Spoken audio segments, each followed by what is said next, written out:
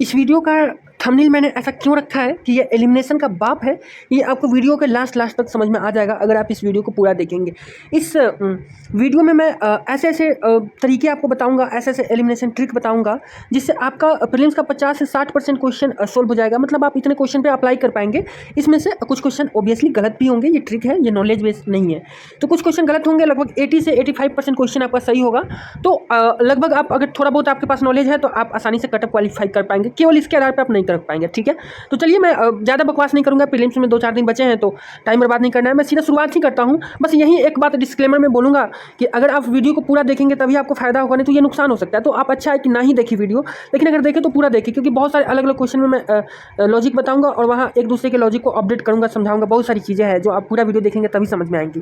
दूसरी बात यह है कि ये जो ट्रिक है ये मैंने यूपीएससी के 30 ईयर क्वेश्चन को देख करके समझ करके तब मैंने बनाई है, समझी है और आपको बताऊँगा। अगर किसी और एग्जाम के क्वेश्चन पे आप इसे अप्लाई कर रहे हैं या फिर किसी टेस्ट सीरीज पे, तो मे भी आपको नुकसान हो सकता है। तो आप अपने हिसाब से देख करके, सोच के, समझ के आप वहाँ पे अप्लाई करेंगे। लेकिन अगर यूपीएससी का प्रीलिम्स दे रहे हैं तो ठीक है, आप वहाँ पे अप्लाई कर सकते हैं। उसी के लिए मैं ये वीडियो बना रहा हूँ।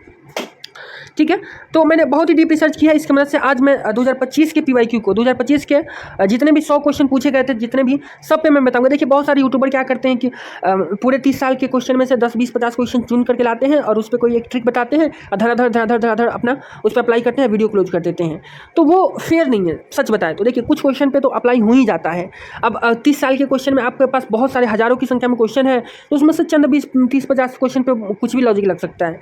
लेकिन बहादुरी तो तब है ना जब आप किसी एक पेपर के 100 क्वेश्चन में से 40 से 50 से 60 क्वेश्चन पे आप कोई तरीका अप्लाई करके बता दे और समझा दे जिसमें से मैक्सिमम सही हो, तब हम माने। ठीक है, तो इसलिए मैं किसी क्वेश्चन को छोड़ूंगा नहीं। 2025 का जो पहला से लेकर के 100 नंबर क्वेश्चन तक मैं सारे क्वेश्चन को आपको दिखाऊंगा। उसमें से लगभग 50 से 60 क्वेश्चन पे मैं अप्लाई करके दिखाऊंगा ये एलिमिनेशन ट्रिक। इसलिए मैंने इसको एलिमिनेशन का बाप बोला है। उम्मीद करेंगे कि ये आपको बहुत ही पसंद आएगा। अगर नहीं भी पसंद आएगा तो आप बैड कमेंट करके जाइएगा, बता करके जाइएगा, ताकि दूसरा लोग इससे दिग्भ्रमित ना हो। मैं नहीं चाहता कि मेरी वजह से किसी का मार्क्स कम हो, मैं चाहूँगा कि मेरी वजह से किसी का मार्क्स बढ़ जाए। तो आप अपना ऑनेस्ट रिव्यू जरूर दीजिएगा। अगर आपको ये वीडियो खराब लगेगा तो आप खराब ही कमेंट करके जाइएगा। ठीक है, अगर आपको पसंद नहीं आएगा तो आप उसको डिसलाइक कर दीजिएगा, लेकिन अगर पसंद आएगा तो लाइक जरूर कीजिएगा। तो आप लाइक या डिसलाइक दोनों से आप अपना मत दे सकते हैं, मतलब आप अपना मत दे सकते हैं, बता सकते हैं कि आपको ये वीडियो कैसा लगा। लेकिन साइलेंट नहीं रहिएगा, साइलेंट रहना सही नहीं होता है। तो मैंने रिसर्च किया है, ये कुछ चीज़ें हैं, मैं बता देना चाहता हूँ। देखिए 2024 से ये पैटर्न देखा गया। मैं क्वेश्चन बता दूँ, सॉरी 2023 से। यहाँ पे जो पहला क्वेश्चन दिया है इसमें ये बताना है कि इसमें से ऊपर वाले में से कितने कथन सही हैं। मतलब सही गलत देखना होता है। यहाँ पे वैसे ये देखना है कि निवेश निधि माना जाएगा, कितनों को वैकल्पिक निवेश निधि माना जाएगा। मतलब कितना चुनना होता है कि 4 में से 1 है कि 2 है कि 3 है कि 4 है। तो ये वाला जो पैटर्न है ना, ये इसकी शुरुआत 2023 में हुई थी। तो 23, 24, 25 में जितने भी क्वेश्चन इससे पूछे गए हैं ना, उस पर मैंने रिसर्च किया। तो ये मुझे पता चला कि 24 में 17 क्वेश्चन पूछे गए थे और 23 में जो है 23 में 47 क्वेश्चन पूछे गए थे और 25 में 26 क्वेश्चन पूछे गए थे। और सबका रिसर्च करने के बाद हमको ये समझ में आया। आप यहाँ पे डाटा देख लीजिएगा, मैं यहाँ पे लगा दे रहा हूँ, आप स्क्रीनशॉट करके देख लीजिएगा, समझ लीजिएगा। टाइम कम है क्योंकि वीडियो को बहुत लंबा नहीं बनाना है, इसलिए मैं आपको इसका निष्कर्ष बता दे रहा हूँ। इसका निष्कर्ष क्या है वो मैंने स्क्रीनशॉट इसलिए लगा दिया था कि अब ये समझे कि मैंने प्रॉपर रिसर्च किया है, हवा में बात नहीं कर रहा हूँ। अगर कहीं पर 4 स्टेटमेंट दिया है ना तो इसमें से 2 सही होगा। अगर कहीं पर 5 दिया है ना तो इसमें से 3 सही होगा। कहीं पर 6 स्टेटमेंट दिया है ना इसमें से 4 सही होगा। मतलब जितने स्टेटमेंट दिया है ना उसमें से 2 स्टेटमेंट आप घटा लीजिए, n-2 का कॉन्सेप्ट यहाँ पे चलेगा। पीवाईक्यू में यही मिला है हमको, यही 90% सही होने का संभावना है। लेकिन सबसे बड़ा दिक्कत है कि अगर 3 स्टेटमेंट दिया है तब 3 वाले में 1 भी सही हो जाएगा, 1 भी सही होता है, 2 भी सही हो जाता है, कभी कभी 3 भी हो जाता है, तो कभी कभी 0 भी हो जाता है। तो देखिए यहाँ पे थोड़ा सा मुश्किल है, लेकिन इसमें सबसे ज़्यादा संभावना 2 का है। 3 में से 2 सही होने का संभावना सबसे ज़्यादा है। लेकिन ये उतना ज़्यादा नहीं है कि हम इसको एलिमिनेशन ट्रिक मान के ये अप्लाई करना शुरू कर दें, क्योंकि ये रिस्की हो जाएगा। 3 में से जो 1 है ना वो सही होने का संभावना सबसे कम है, और 3 में से 3 और 0 ये दोनों सही होने का संभावना लगभग बराबर है। आपको मैं इसका थोड़ा सा टेबल ही बता देता हूँ। देखिए ये है 3 स्टेटमेंट वाले में से। जब मैंने पूरा रिसर्च किया पूरे पीवाईक्यू में, तो पूरे 54 क्वेश्चन हमको ऐसे मिले हैं जिसमें ऐसा क्वेश्चन पूछा गया जिसमें 3 स्टेटमेंट दिया गया था, और उस 54 में 18 क्वेश्चन का आंसर 3 में से 2 सही है। समझ रहे हैं ना, 18 3 54 मतलब 30% का आंसर 3 में से 2 है। और 14 क्वेश्चन और 14 क्वेश्चन 14 ऐसे क्वेश्चन है जिसमें 3 में 3 सही है और 3 में 0 सही है, और 8 क्वेश्चन ऐसा मिला है जिसमें 3 में से 1 सही है। तो ये आप अपने रिस्क पे अप्लाई करेंगे, ये मैं इसको एलिमिनेशन ट्रिक नहीं मानूंगा, ठीक है, क्योंकि अब 30% पर अप्लाई हो रहा है तो ये सही नहीं है, तो बहुत रिस्की हो जाएगा ना, क्योंकि 33% अपना निगेटिव मार्किंग ही है, 30% पर अप्लाई ही हो रहा है, तो इसको नहीं मानेंगे, लेकिन 4 वाले को मानेंगे। तो चलिए बहुत सारे अभी और ट्रिक है जो मैं क्वेश्चन के साथ ही बताता चलूँगा। प्रैक्टिकल रूप में समझाना ज़्यादा बेहतर होता है, ना कि थ्योरी में हम कुछ कुछ बोलते रहें कि ये होगा वो होगा, नहीं, करके दिखाते हैं ना। तो पहला क्वेश्चन, 4 स्टेटमेंट में आपको चूज करना, सीधा 2 पे टिक करेंगे, 4 में 2 ही होता है, बात खत्म। हम यहाँ नॉलेज की कुछ बात नहीं करेंगे, हम बस केवल ट्रिक की बात करेंगे। चलिए अगला देखिए, 4 स्टेटमेंट में ही है, लेकिन यहाँ पे केवल 1 2 3 4 वाला नहीं है, यहाँ पे ये वाला है, केवल 1 और 2, ये वाला पे हम ये ट्रिक नहीं अप्लाई करेंगे, वो केवल 2 केवल 1 केवल 3 वाले केवल 4 वाले पे वो अप्लाई हो रहा था। तो यहाँ पे कोई और मेथड हमको अप्लाई कर, देखिए मैं यहाँ आपको एक चीज़ बताना चाहता हूँ जो बहुत सारे लोग समझ ही नहीं पाते हैं। अब एग्जामिनर के माइंड सेट को समझिए, एग्जामिनर के लिए क्वेश्चन सेट करना बहुत ही टफ सिचुएशन है, बहुत ही टफ काम है। आप कभी क्वेश्चन सेट कीजिएगा तब आपको समझ में आएगा। वो मैं इसलिए बोल रहा हूँ क्योंकि भाई आप नॉर्मल किसी एग्जाम के लिए क्वेश्चन सेट कर रहे हैं, आपने टेस्ट सीरीज के लिए, तो कोई दिक्कत नहीं है, और 1 2 क्वेश्चन गलत भी हो जाएगा तो कोई दिक्कत नहीं है। लेकिन अगर यूपीएससी बीपीएससी कहीं भी क्वेश्चन सेट हो रहा है ना किसी बड़े एग्जाम के लिए, तो वहाँ पर अगर क्वेश्चन गलत होता है ना, तो जो क्वेश्चन सेट किया होता है उस पर बहुत बड़ा गाज गिरता है, वो बहुत ही जिम्मेदारी का काम होता है। तो आप क्वेश्चन तो गलत नहीं सेट कर पाएंगे, तो अब मतलब अपने से तो कोशिश बिल्कुल भी नहीं करेंगे। अब क्वेश्चन सही सेट करने के लिए कंडीशन ये है कि आप स्टेटमेंट वाला क्वेश्चन सेट कर रहे हैं, तो या तो स्टेटमेंट को 100% सही बनाना है, और नहीं तो स्टेटमेंट को 100% गलत बनाना है। आपके पास दो ही ऑप्शन है।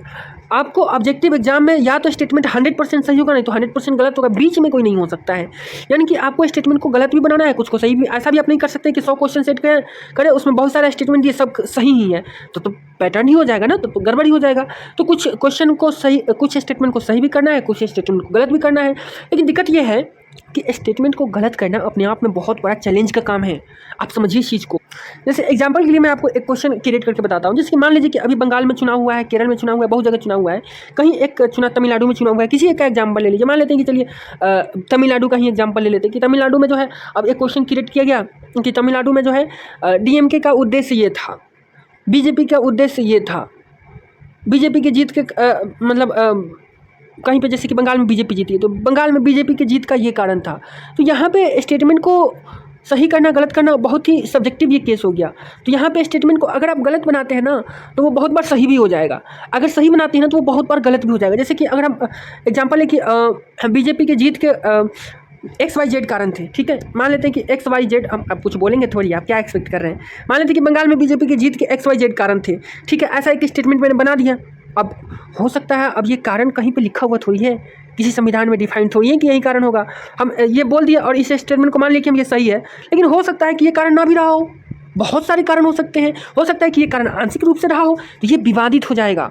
तो अगर हमको स्टेटमेंट बनाना है ना, तो बहुत ही सोच समझ के बनाना पड़ेगा। लेकिन अब ये सोचिए कि अगर हम ये स्टेटमेंट बनाएं कि बंगाल में बीजेपी X सीट से जीत गई, मतलब बंगाल में बीजेपी को X सीट मिली, ऐसा हम अगर स्टेटमेंट बना दें कि मान लीजिए 100 सीट मिली, बंगाल में बीजेपी को 100 सीट मिली, तब ये तो फैक्ट है। अगर मिली होगी तो मिली होगी, नहीं मिली होगी तो नहीं मिली होगी, या तो ये 100% सही होगा या फिर 100% गलत होगा। इस पर तो कोई विवाद ही नहीं क्रिएट कर सकता है, आप समझ रहे हैं ना। तो क्वेश्चन क्रिएट करने का जो स्कोप है ना, वो बहुत ही लिमिटेड है, आपको ये समझना पड़ेगा। और खासकर स्टेटमेंट को गलत करने का स्कोप, देखिए एग्जामिनर क्या करता है, कहीं से किसी चीज़ को किसी सोर्स से उसको डालता है, किसी बुक से, किसी न्यूज़पेपर से, किसी इकोनॉमिक सर्वे से, बजट से, तो वो क्या करता है, वहाँ से कॉपी पेस्ट करता है। अब कॉपी पेस्ट करेगा तो वो स्टेटमेंट सही होगा। मान लीजिए कि इकोनॉमिक सर्वे में कुछ दिया है कि भारत की इकोनॉमी पिछले 5 सालों में इतने की रफ्तार से बढ़ रही है, मान लीजिए कि 5 सालों में मान लीजिए कि 10% की रफ्तार से बढ़ रही है। अब इसको कॉपी पेस्ट करके हम डाल देंगे, ठीक है, यहाँ स्टेटमेंट में। इसको गलत, अगर हमको इस ऑप्शन को गलत करना है तो सबसे आसान तरीका है कि हम इस 10 को 20 कर दें, यही ना हमारे पास तरीका है। अगर हम इस 10 को 10 रखने दें, ये डाल दें कि लगातार बढ़ रहा है की जगह पे घट रहा है डाल दें, तो भी गलत हो सकता है। लेकिन अगर कुछ और हम इसमें चेंज करना चाहते हैं, आप सपोज दैट एग्जांपल लीजिए कि अगर हम ये कि भारत की इकोनॉमी का जो तीसरा सेक्टर है, टर्सरी सेक्टर है, वो 10% की रेट से बढ़ रही है। तो अब बताइए, अब हम टर्सरी सेक्टर को यहाँ डाल दिए तो स्टेटमेंट गलत हो गया, लेकिन हमको पहले इसके लिए ये रिसर्च करना पड़ेगा कि क्या वास्तव में भारत की जो है टर्सरी सेक्टर वो 10% के रेट से नहीं बढ़ रही है। ये हमको कन्फर्म नॉलेज पता होगा, तभी हम इस स्टेटमेंट को डालेंगे। नहीं तो अगर अपने मन से डाल दिए, क्या पता कहीं वो भी 10% से ही बढ़ रहा हो तो इसमें सही हो जाएगा। तो गलत करने का जो स्कोप है ना वो बहुत ही लिमिटेड है। आप इस चीज़ को धीरे धीरे समझिएगा। जब मैं आपको क्वेश्चन पढ़ के दिखाऊंगा और एग्जाम्पल के थ्रू और भी समझाऊंगा, मैं स्टार्टिंग में थोड़ा सा आपको आईना दिखाना चाहूँगा। मतलब इसलिए मैं ये आपको बताना चाह रहा हूँ कि बस आप एग्जामिनर के माइंडसेट को पकड़िए। गलत करने का संभावना हमेशा हमेशा फैक्ट पे होता है। जब भी एग्जामिनर गलत करेगा ना तो वो फैक्ट पे ही खेलेगा। तो जब भी यूपीएससी में, ये केवल यूपीएससी के मैं नहीं बता रहा हूँ, बाकी स्टेट पीसीएस में जो है एग्जामिनर फैक्ट मतलब बहुत कम ही स्टेटमेंट को गलत करता है, मैंने देखा है बीपीएससी वगैरह में। लेकिन यूपीएससी में जो है बहुत सारे स्टेटमेंट गलत किए जाते हैं और 90% स्टेटमेंट जो गलत होते हैं ना वो फैक्ट बेसिस पे ही होते हैं। तो जहाँ भी फैक्ट आएगा ना वहाँ एकदम ध्यान से केयरफुली पढ़ना है।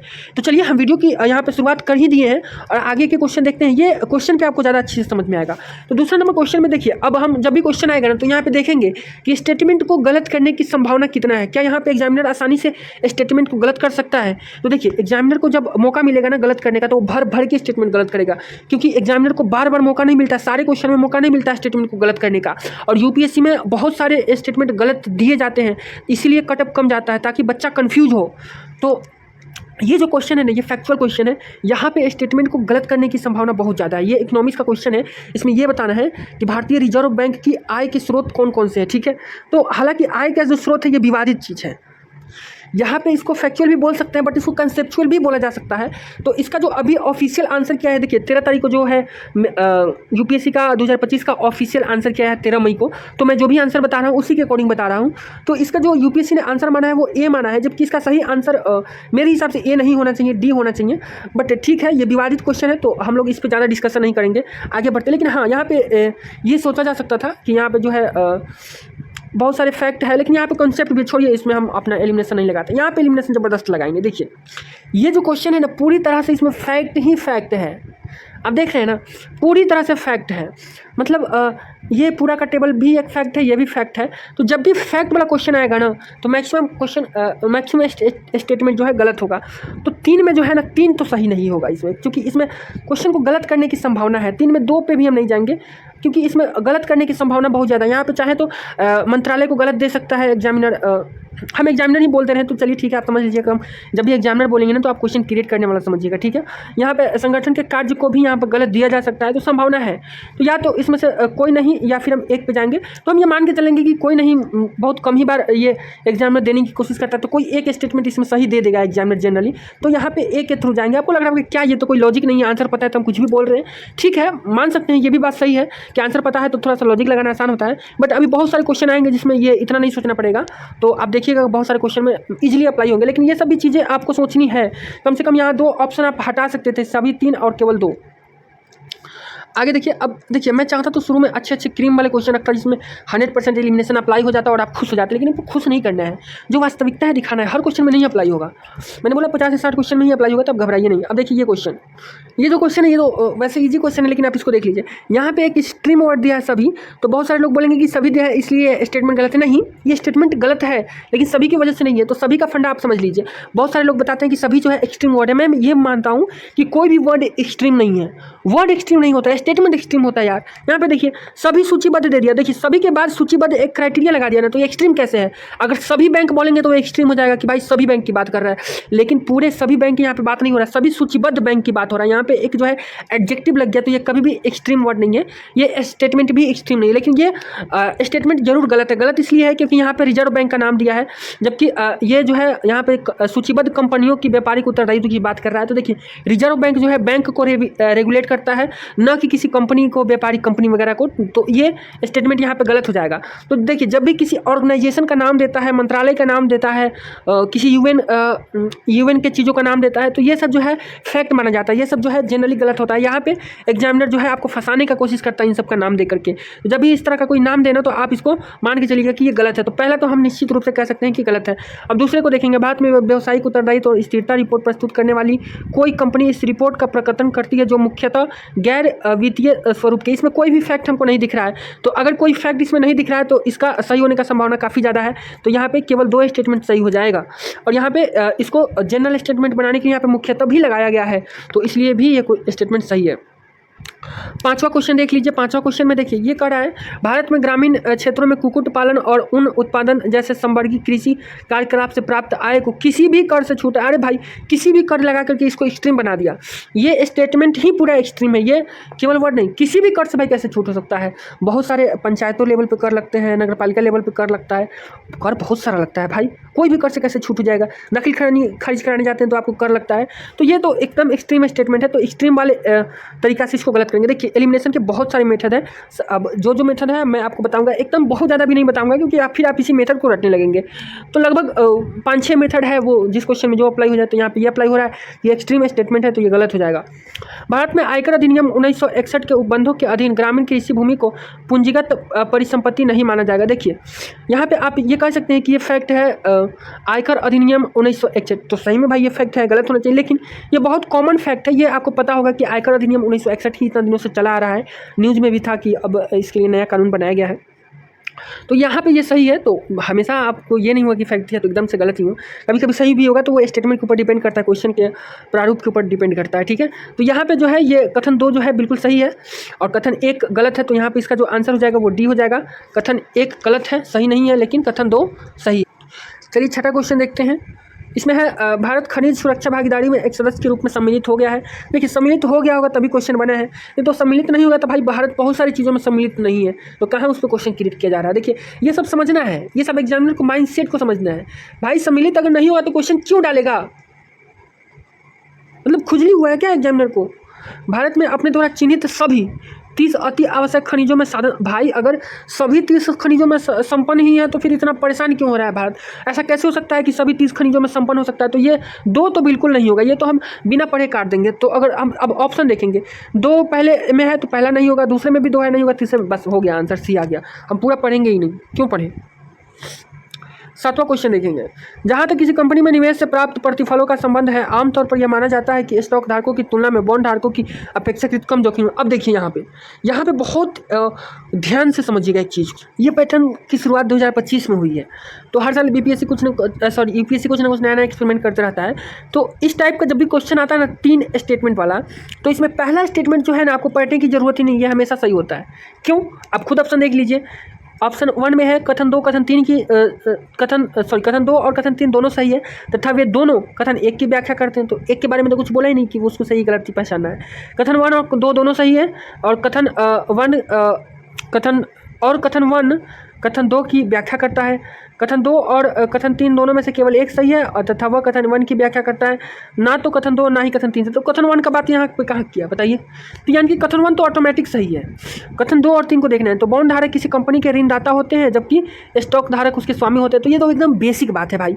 जो बॉन्ड खरीदता है वो तो एक तरह से ऋणदाता को किसी को ऋण दे रहा है, उसका शेयर थोड़ी होता है, सरकार बॉन्ड जारी करती है, जबकि स्टॉक धारक उसके स्वामी होते हैं। हम किसी कंपनी का स्टॉक खरीद रहे हैं तो हम उसका छोटे से हिस्सा का मालिक है, ये सब कुछ जानता है, नॉर्मल बात है। यहाँ पे क्या ही एलिमिनेशन ट्रिक लगाया जाए। अगर यहाँ पे भी आप एलिमिनेशन ट्रिक लगा रहे हैं तो एकदम वाहियात काम है।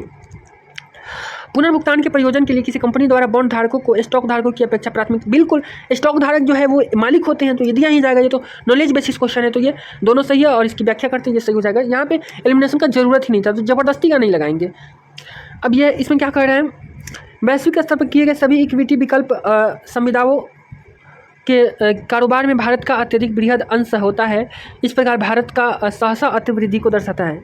देखिए यहाँ पे आप ये सोच सकते हैं कि सभी दिया है तो ये एक्सट्रीम वर्ड हो गया, गलत हो जाएगा। नहीं, यहाँ पे सभी के बाद इक्विटी विकल्प दिया भी है, तो सभी संविदाओं का अगर बात करता तब गलत नॉर्मल है कि हो जाता, लेकिन सभी के बाद इक्विटी विकल्प भी तो लगाया है ना संविदाओं के लिए, यानी कि यहाँ पे एडजेक्टिव आया है, विशेषता बता रहा है। तो यहाँ पे ये स्टेटमेंट गलत नहीं होगा। यही चीज़ों को मैं आपको समझाना चाहता हूँ जो बाकी लोगों से अलग है।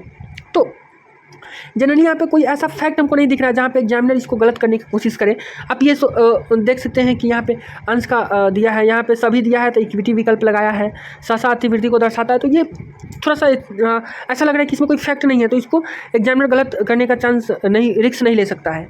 दूसरा स्टेटमेंट पढ़ते हैं। हाल ही में विगत समय में भारत का स्टॉक बाजार तेज़ी से बढ़ा है, यहाँ तक कि उसने एक समय में इसमें हांगकांग को भी पीछे जो। अरे भाई एक बात बताइए, सबसे पहले बोल रहा है तेज़ी से बढ़ा है, कोई स्पीड नहीं बताया, तेज़ी का कोई पैमाना है क्या? आप बता सकते हैं तेज़ी का मतलब 10 की स्पीड से 20 के 50 से कितना है कि इलॉजिकल बात है, तो इसको तो गलत नहीं कर सकते। उसके बाद यहाँ तक कि उसने एक समय इसमें हांगकांग को भी पीछे छोड़ दिया। अरे भाई एक समय कभी ना कभी छोड़ा होगा तभी ये स्टेटमेंट दे रहा है, ठीक है। अब एक बात बताइए, यहाँ पे हांगकांग ही देने का क्या ज़रूरत था? हांगकांग कोई बहुत फेमस कंट्री तो नहीं है। चीन, अमेरिका, जापान, यूरोप बहुत सारे देश थे, लेकिन हांगकांग क्यों दिया? कहीं ना कहीं इसको पीछे छोड़ा होगा तभी दिया है। लॉजिकल चीज़ है, क्योंकि ये कॉमन नेम नहीं है। और कॉमन नेम दिया रहता अमेरिका वगैरह, चीन वगैरह, तो थोड़ा देर के लिए हमको डाउट होता कि ये हो सकता है कि एग्जामिनर कन्फ्यूज कर रहा है। तो इस स्टेटमेंट को भी गलत करने का हमको नहीं लग रहा है कि कोई स्कोप है एग्जामिनर के पास। ठीक है, अब तीसरा स्टेटमेंट देखते हैं। छोटे निवेशकों को या तो विकल्प व्यापार जोखिमों को चेतावनी देने या इस विषय में अपंजीकृत वित्तीय सलाहकारों पर कार्रवाई करने के लिए कोई नियामक निकाय नहीं है। अरे भाई, कोई नियामक निकाय कैसे नहीं है? सेबी क्या कर रही है? सेबी का तो काम ही है यही सब जांच पड़ताल करना। तो ये तो एकदम एक्सट्रीम हो गया, कोई नियामक, तो ये तो बिल्कुल नहीं होगा। सेबी तो हमको सीधा दिख रहा है, ये तो एकदम ईजी बात है ना, ये तो सबको पता होगा जनरली। तो 3 को तो हम काट देंगे। 3 तो देखिए इसमें है, इसमें तीनों में 3 है, तो ये ऑप्शन ए हो जाएगा। अगर हमको 1 2 नहीं भी पता था ना, तो अभी हम ये 3 निकाल लेते, लेकिन हम आपको ट्रिक से भी बताएं कि 1 2 को हम आसानी से गेस कर सकते हैं। देखिए, बहुत सारे यूट्यूबर क्या करते हैं, इस क्वेश्चन को बहुत सारे यूट्यूबर ने एक्सप्लेन किया, मैं देखता रहता हूँ। तो वो लोग क्या करते हैं, झट से आएंगे और तीसरा क्वेश्चन पढ़ेंगे और बोल देंगे भाई तीसरा तो गलत है, इसलिए ये सब गलत हो गया और ये आंसर हो गया। अरे भाई, एग्जाम में ऐसा नहीं होता है। एग्जाम हॉल में आपको कैसे पता चला कि केवल तीसरा पढ़ने से आंसर पहले आ जाएगा? आप पहले से आंसर देखे थे इसलिए आपको पता था ना। लेकिन नॉर्मल कोई बंदा क्या करता है, एग्जामिनेशन हॉल में पहला स्टेटमेंट पढ़ता है, फिर दूसरा पढ़ता है, फिर तीसरा पढ़ता है, तब ना आता है। तो आप तो यहाँ पे झट से बता दे रहे हैं, भाई लूट ले रहे हैं कि भाई आप बहुत ब्रिलियंट है, 1 सेकंड में आंसर निकाल देते हैं, लेकिन ये हकीकत नहीं है। तो इसलिए हकीकत जो रियलिटी है ना, उससे हमको एकदम दूर नहीं भागना चाहिए। जो चीज़ें हैं वो है, मैं एकदम ऑनेस्टली बात करता हूँ। ठीक है, आपको खराब लगे, मैं ये नहीं कह रहा हूँ कि केवल ट्रिक से आप पास हो सकते हैं। बहुत सारी जगह पे नहीं लगेंगे, बहुत सारी जगह पे गलत भी होंगे, लेकिन इससे ओवरऑल बहुत सारे फायदा होंगे। आप पूरे वीडियो को अच्छे से देखिए पहले, कि मैंने किया है, देखा है, समझा है, तभी मैं वीडियो बना रहा हूँ। फालतू का वीडियो नहीं बनाता हूँ। ठीक है, चलिए अगला क्वेश्चन देखते हैं। तो अगला 9 नंबर क्वेश्चन है। इसमें ये कह रहा है कि देखिए 3 स्टेटमेंट वाला आ गया फिर से। तो पहले स्टेटमेंट को तो हम पहले से ही जानते हैं कि ये सही है, इसको पढ़ने की जरूरत भी नहीं है, हालांकि पढ़ लेते हैं। चक्रवीय अर्थव्यवस्था ग्रीन हाउस गैसों के उत्सर्जन को कम करती है, सही बात है। अगर चक्रीय अर्थव्यवस्था का मतलब यहाँ पे क्या है कि कोई भी चीज़ें वेस्ट नहीं होगी, वो दूसरी चीज़ों में यूज हो जाएगी। तो चक्रीय अर्थव्यवस्था है, तो ग्रीन हाउस गैसों के उत्सर्जन कम करेगी। ऑब्वियसली अगर कोई भी चीज़ वेस्ट नहीं होगा तो ग्रीन हाउस गैस का उत्सर्जन कम होगा। ज़्यादा यहाँ पे हम जो ज्ञान की बात नहीं करेंगे, लॉजिक की बात करेंगे। चक्रीय अर्थव्यवस्था आगत के रूप में कच्चे माल के प्रयोग को कम करती है। हाँ बिल्कुल, क्योंकि इसलिए कम करती है क्योंकि चक्रीय अर्थव्यवस्था में कोई भी चीज़ वेस्ट नहीं होगा, वो यूज हो जाएगा, तो बाकी नए कच्चे माल की ज़रूरत कम पड़ेगा। तो यहाँ पे इसको अब देखिए, इसमें कोई फैक्ट नहीं दिया है तो हम इसको गलत नहीं मानेंगे। अगर हमको कुछ भी नहीं पता है तो हम यहाँ पे देखेंगे कोई फैक्ट दिया है, नहीं दिया है, तो गलत करने का संभावना कम है। चक्रीय अर्थव्यवस्था उत्पादन प्रक्रिया में अपव्यय को कम करती है, तो ठीक है, करती होगी कम, अपव्यय को कम ही करेगी ना। अब देखिए, व्यय अगर बढ़ा दिया जाएगा तो चक्रीय अर्थव्यवस्था को अच्छा थोड़ी माना जाएगा। अच्छा तो तभी माना जाएगा ना जब उसमें व्यय कम लगेगा। तो ये भी बात सही है। तो ये दोनों जो है इसी से रिलेटेड है, और कथन 1 की इसलिए व्याख्या करेगा क्योंकि ये दोनों इससे रिलेटेड बात कर रहा है, इधर उधर का बात नहीं कर रहा है। तो यहाँ पे इसका आंसर 1 हो जाएगा। ठीक है, देखिए ज़्यादा दिमाग नहीं लगाना है, और कुछ भी समझ में नहीं आना, तो बस इतना देखना है फैक्ट दिया है नहीं दिया है। और कोई फैक्ट नहीं दिया है तो वो स्टेटमेंट को सही मानना है, अगर फैक्ट दिया है तो गलत मानना है, लेकिन थोड़ा सा सावधानी बरतना है। लेकिन अगर कुछ नहीं समझ में आए तो आप इस चीज़ को फॉलो कर सकते हैं, फैक्ट के आधार पर खेल सकते हैं। लेकिन अगर थोड़ा दिमाग लगाना है तो और एक्यूरेसी बढ़ जाएगी। अगला क्वेश्चन है, पूंजीगत प्राप्ति या देयता का सृजन करती है या सरकार की परिसंपत्तियों में कमी। देखिए अभी थोड़ा सा इकोनॉमिक्स का प्रश्न चल रहा है ना, तो थोड़ा सा हो सकता है कि आपको मज़ा नहीं आ रहा होगा, लेकिन आगे जैसे जैसे क्वेश्चन आएगा ना, देखिएगा बहुत मज़ा आएगा, खट खट क्वेश्चन सोल्व होगा।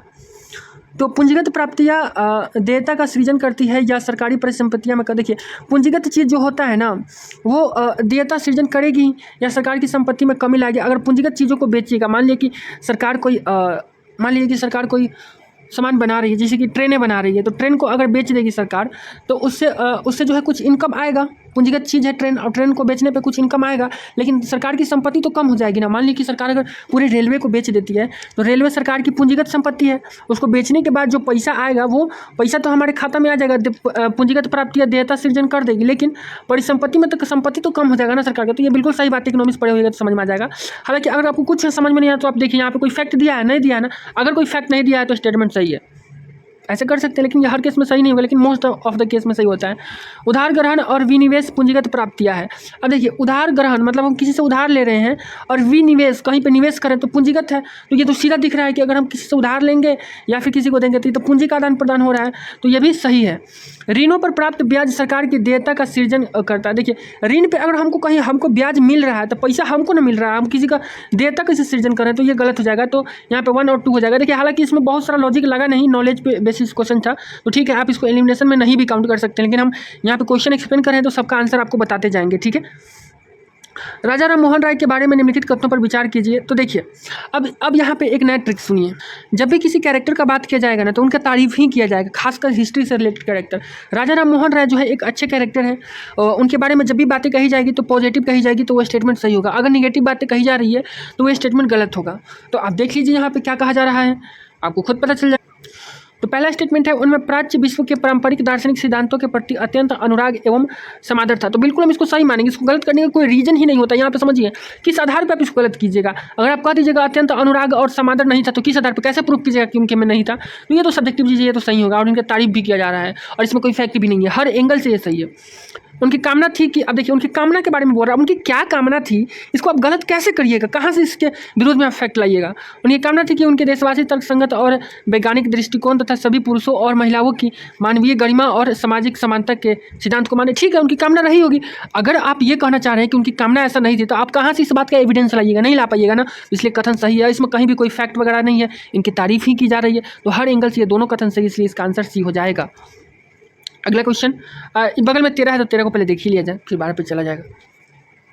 सिंचाई में काम आने वाला अर्घट्टा नामक उपकरण क्या है? देखिए, अर्घट्टा नामक उपकरण के बारे में बोल रहा है।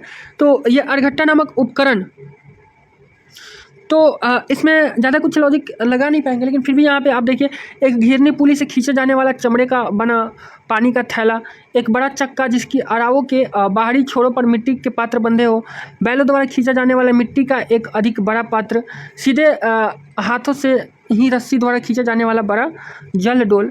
तो देखिए, अगर ज़बरदस्ती का लॉजिक बनाना चाहें यहाँ पे, तो हम कुछ भी लॉजिक बना सकते हैं और बोल देंगे कि ये नहीं ऐसे होगा वैसा होगा, लेकिन यहाँ पे कुछ खास लॉजिक नहीं बन पा रहा है। लेकिन अर्घट्टा से थोड़ा सा ये समझ में आ रहा है कि कोई चक्का उक्का टाइप का बात होगा, और चक्का इसमें है तो इस पर जाया जा सकता है, और यही आंसर है। तो ये थोड़ा सा मतलब इसमें कुछ खास लॉजिक नहीं, ज़बरदस्ती का लॉजिक हम नहीं बनाएंगे। देखिए 12 नंबर क्वेश्चन, असहयोग कार्यक्रम के बारे में बोल रहा है। देखिए, हिस्ट्री का जब भी क्वेश्चन आता है ना, तो इतना ध्यान रखिए कि हिस्ट्री के क्वेश्चन में जो है मैक्सिमम स्टेटमेंट सही ही दिया जाता है, अगर फैक्ट ना हो तो। न्यायालय द्वारा विदेशी वस्त्र का बहिष्कार किया गया। तो देखिए, न्यायालय द्वारा विदेशी वस्त्र के बहिष्कार की जहाँ तक बात, तो किया गया था, सही। अच्छा, यहाँ पे ये भी चीज़ें हैं, यहाँ पे तो ये केवल 1 2 3 वाला है, तो हम पूरा एक्सप्लेन नहीं करेंगे। अब देखिए, पूरा क्वेश्चन को एक्सप्लेन किया जाएगा तो बहुत टाइम लगेगा। यहाँ पे 4 दिया है ना, तो अब 4 में तो 2 हम आपको ट्रिक बताए हैं कि 4 जब भी आए तो 2 आंसर होगा। तो यहाँ पे 2 नहीं है, लेकिन आंसर यहाँ पे ये गलत हो जाएगा। यहाँ पे तो हम पहले ही बोले थे कि सारे केस में सही नहीं होगा, 1-2 जगह अपवाद स्वरूप गलत हो जाएगा। तो यहाँ पे आंसर 3 है, बट यहाँ पे थोड़ा सा सोचा जा सकता था यहाँ पे 3 क्यों है, क्योंकि यहाँ पे कोई फैक्ट वगैरह दिया नहीं है, तो मैक्सिमम स्टेटमेंट के सही होने का चांस ज़्यादा है। अगर फैक्ट वगैरह दिया रहता तो इसके सही होने का चांस कम रहता, तो वहाँ पे केवल 2 या फिर केवल 1 हो सकता था। लेकिन यहाँ पे फैक्ट नहीं है, तो 2 नहीं 3 होगा यहाँ पे। ठीक है, अब अगला क्वेश्चन देखते हैं। हम थोड़ा सा जो ट्रिक है वही बताने की कोशिश करेंगे, ज़्यादा एक्सप्लेन करने की कोशिश नहीं करेंगे, क्योंकि वीडियो लंबा बनाने से कोई फायदा नहीं है। ऑलरेडी आप लोग ये सब PYQ पढ़ लिए होइएगा, एग्जाम एकदम सर पे है। प्राचीन काल में इनमें से किस शासक ने मित विलास चित्रवित्त, और देखिए ये सब जो है ना, जब भी हिस्ट्री का क्वेश्चन आएगा, समझे, जब भी हिस्ट्री का क्वेश्चन आएगा और 4 को शासक का नाम देगा ना, तो उसमें से जो शासक सबसे ज़्यादा शक्तिशाली होगा और सबसे ज़्यादा फेमस होगा, सबसे ज़्यादा बार आप नाम चुने होगा, वही आंसर होगा। तो कहीं ना कहीं यहाँ पर महेंद्र वर्मन प्रथम जो है ये सबसे ज़्यादा शक्तिशाली है और सबसे पावरफुल शासक है, इसलिए यही इस क्वेश्चन का आंसर हो जाएगा। हिस्ट्री में हमेशा इसी ट्रिक से क्वेश्चन बन जाएगा। ये तो इस पेपर का सबसे आसान क्वेश्चन है, और ये अगर आपको नहीं आता है तो फिर बहुत ही समस्या वाली बात है। ये फाहियान किसके समय आया था? तो ये चंद्रगुप्त द्वितीय के समय में आया था, ये सब कुछ जानता है। चलिए आगे देखते। अब अगला क्वेश्चन है यहाँ पे, इनमें से किसने शक्तिशाली, ये बहुत सारा बातें इसको कहा, बहुत सारा बात इसमें कहा गया। हम खाली अपने ट्रिक पे आते हैं। ट्रिक ये कहता है कि अगर क्वेश्चन में 4 ऑप्शन दिया है और चारों में किसी राजा का नाम दिया है प्राचीन काल के, तो उसमें से जो सबसे शक्तिशाली राजा होगा और सबसे बार हमने पढ़ा होगा वही आंसर हो जाएगा। तो यहाँ पे राजेंद्र प्रथम सबसे शक्तिशाली राजा है। अगर आप थोड़ा भी हिस्ट्री पढ़े हुए तो जरूर आपको पता होगा। तो यहाँ पे राजेंद्र प्रथम आंसर हो जाएगा, इसमें कोई शक संदेह वाली बात ही नहीं है। तो आपको ट्रिक याद रखना है, ठीक है। अब देखिए यहाँ पे, देखिए अब यहाँ पे ट्रिक हमारा क्या कहता है कि अगर 4 ऑप्शन अलग हो, मतलब 4 में से कोई एक ऑप्शन जो है एकदम अलग हटके हो, तो वही आंसर होता है। हमको नहीं पता क्वेश्चन क्या कह रहा है, भाड़ में जाए क्वेश्चन। ऑप्शन में देखना, दिल्ली है, ग्वालियर है, उज्जैन है, लाहौर। देखिए हालांकि आप क्वेश्चन पढ़ रहे हैं, हम वीडियो को थोड़ा सा जल्दी करने के लिए ऐसा कर रहे हैं ताकि कम समय में आपको ट्रिक को केवल बता सके। तो देखिए ऑप्शन में दिल्ली है, ग्वालियर है, उज्जैन है, और यहाँ पे लाहौर दिया। अरे भाई, लाहौर पे मेहरबान क्यों हो गया एग्जामिनर? मतलब क्या उसको मजबूरी था? उसको भारत में कोई शहर का नाम ही नहीं मिला क्या ऑप्शन देने के लिए? पटना दे सकता था, कलकत्ता दे सकता था, बेंगलुरु दे सकता था, बहुत सारा ऑप्शन था, ऑप्शन का कमी था। भारत में बहुत सारा, लेकिन पाकिस्तान का लाहौर देने का क्या जरूरत है? कहीं ना कहीं यही आंसर है, इसीलिए इसको दिया गया है। चलिए अगला क्वेश्चन 17 नंबर देख लेते हैं। तो देखिए अब ये फिर से केवल 1 केवल 2 वाला आ गया। तो 4 ऑप्शन है ना, तो 4 में से हम बिना देखे बिना कुछ सोचे समझे कितना मारेंगे, तो 4 में से 2 मारेंगे और सही होगा। बस एक क्वेश्चन में अभी तक गलत हुआ है, ध्यान रखिएगा, कहीं गलत नहीं होगा, उसी एक में गलत हुआ था। तो 4 में से 2 आंसर हो जाएगा, बात खत्म। हम क्वेश्चन वगैरह कुछ नहीं देखेंगे, टाइम बचाएंगे। यहाँ देखिए अब 19 नंबर में देखिए यहाँ पे ये पहचानना है। तो यहाँ पे कुछ लॉजिक नहीं लग रहा है, फिर भी यहाँ पे मिडिल वाला एक लॉजिक होता है कि ग्राम सबसे नीचे है तो ये नहीं होगा, केंद्र सबसे ऊपर है तो ये नहीं होगा, बीच में प्रांत और जिला है, इसी में से कोई एक होगा। तो ये कुछ ज़्यादा स्ट्रॉन्ग लॉजिक नहीं है, तो इसको भी आप एलिमिनेशन में नहीं काउंट कर सकते, नहीं लगेगा वहाँ पर एलिमिनेशन। अब इसको देखिए, हम आपको थोड़ा देर पहले अभी आपको हिस्ट्री का ट्रिक बताए थे कि हिस्ट्री में अगर स्टेटमेंट दे रहा है उसमें कोई फैक्ट नहीं है तो वो दोनों स्टेटमेंट सही होगा। इसमें कोई फैक्ट नहीं है, उद्देश्य वगैरह का बात कर रहा है, दोनों स्टेटमेंट सही हो जाएगा, 1 और 2 आंसर, कुछ नहीं, हम पढ़ेंगे भी नहीं, ठीक है, और आंसर मार्क कर देंगे। बस गलत वहीं पे होने का संभावना है जहाँ पे फैक्ट रहेगा। देखिए अब यहाँ पे फैक्ट है, अब यहाँ पे क्वेश्चन नंबर 21 में फैक्ट दिया हुआ है, तो फैक्ट में क्या करेंगे, यहाँ पे 6 दिया हुआ है, समझे, तो 6 के लिए हम क्या बताएं कि 6 में 4 सही होगा, 5 में 3 सही होगा, 4 में 2 सही होगा, तो 6 में 4 पे हम जाएंगे, तो ऑप्शन बी हो जाएगा यहाँ पे आंसर। फिर से यहाँ पे 6 दे रहा है, 22 नंबर क्वेश्चन में भी 6 दे रहा है, तो 6 में कितना पे जाएंगे, तो 6 में 4 पे जाएंगे, यहाँ भी 4 हो जाएगा। यही आंसर है भाई, आपको ये नहीं, आप ये नहीं सोचिए कि हम आंसर अपने से दे रहे हैं भाई, यही ऑफिशियल आंसर है, आप जाकर एक बार चेक कर लीजिएगा। 21 का बी आंसर है केवल 4, 22 का केवल 4, ऑप्शन नंबर सी है। तो 6 में 4 ही हमेशा आंसर होता है, गांठ बांध लीजिए, ठीक है।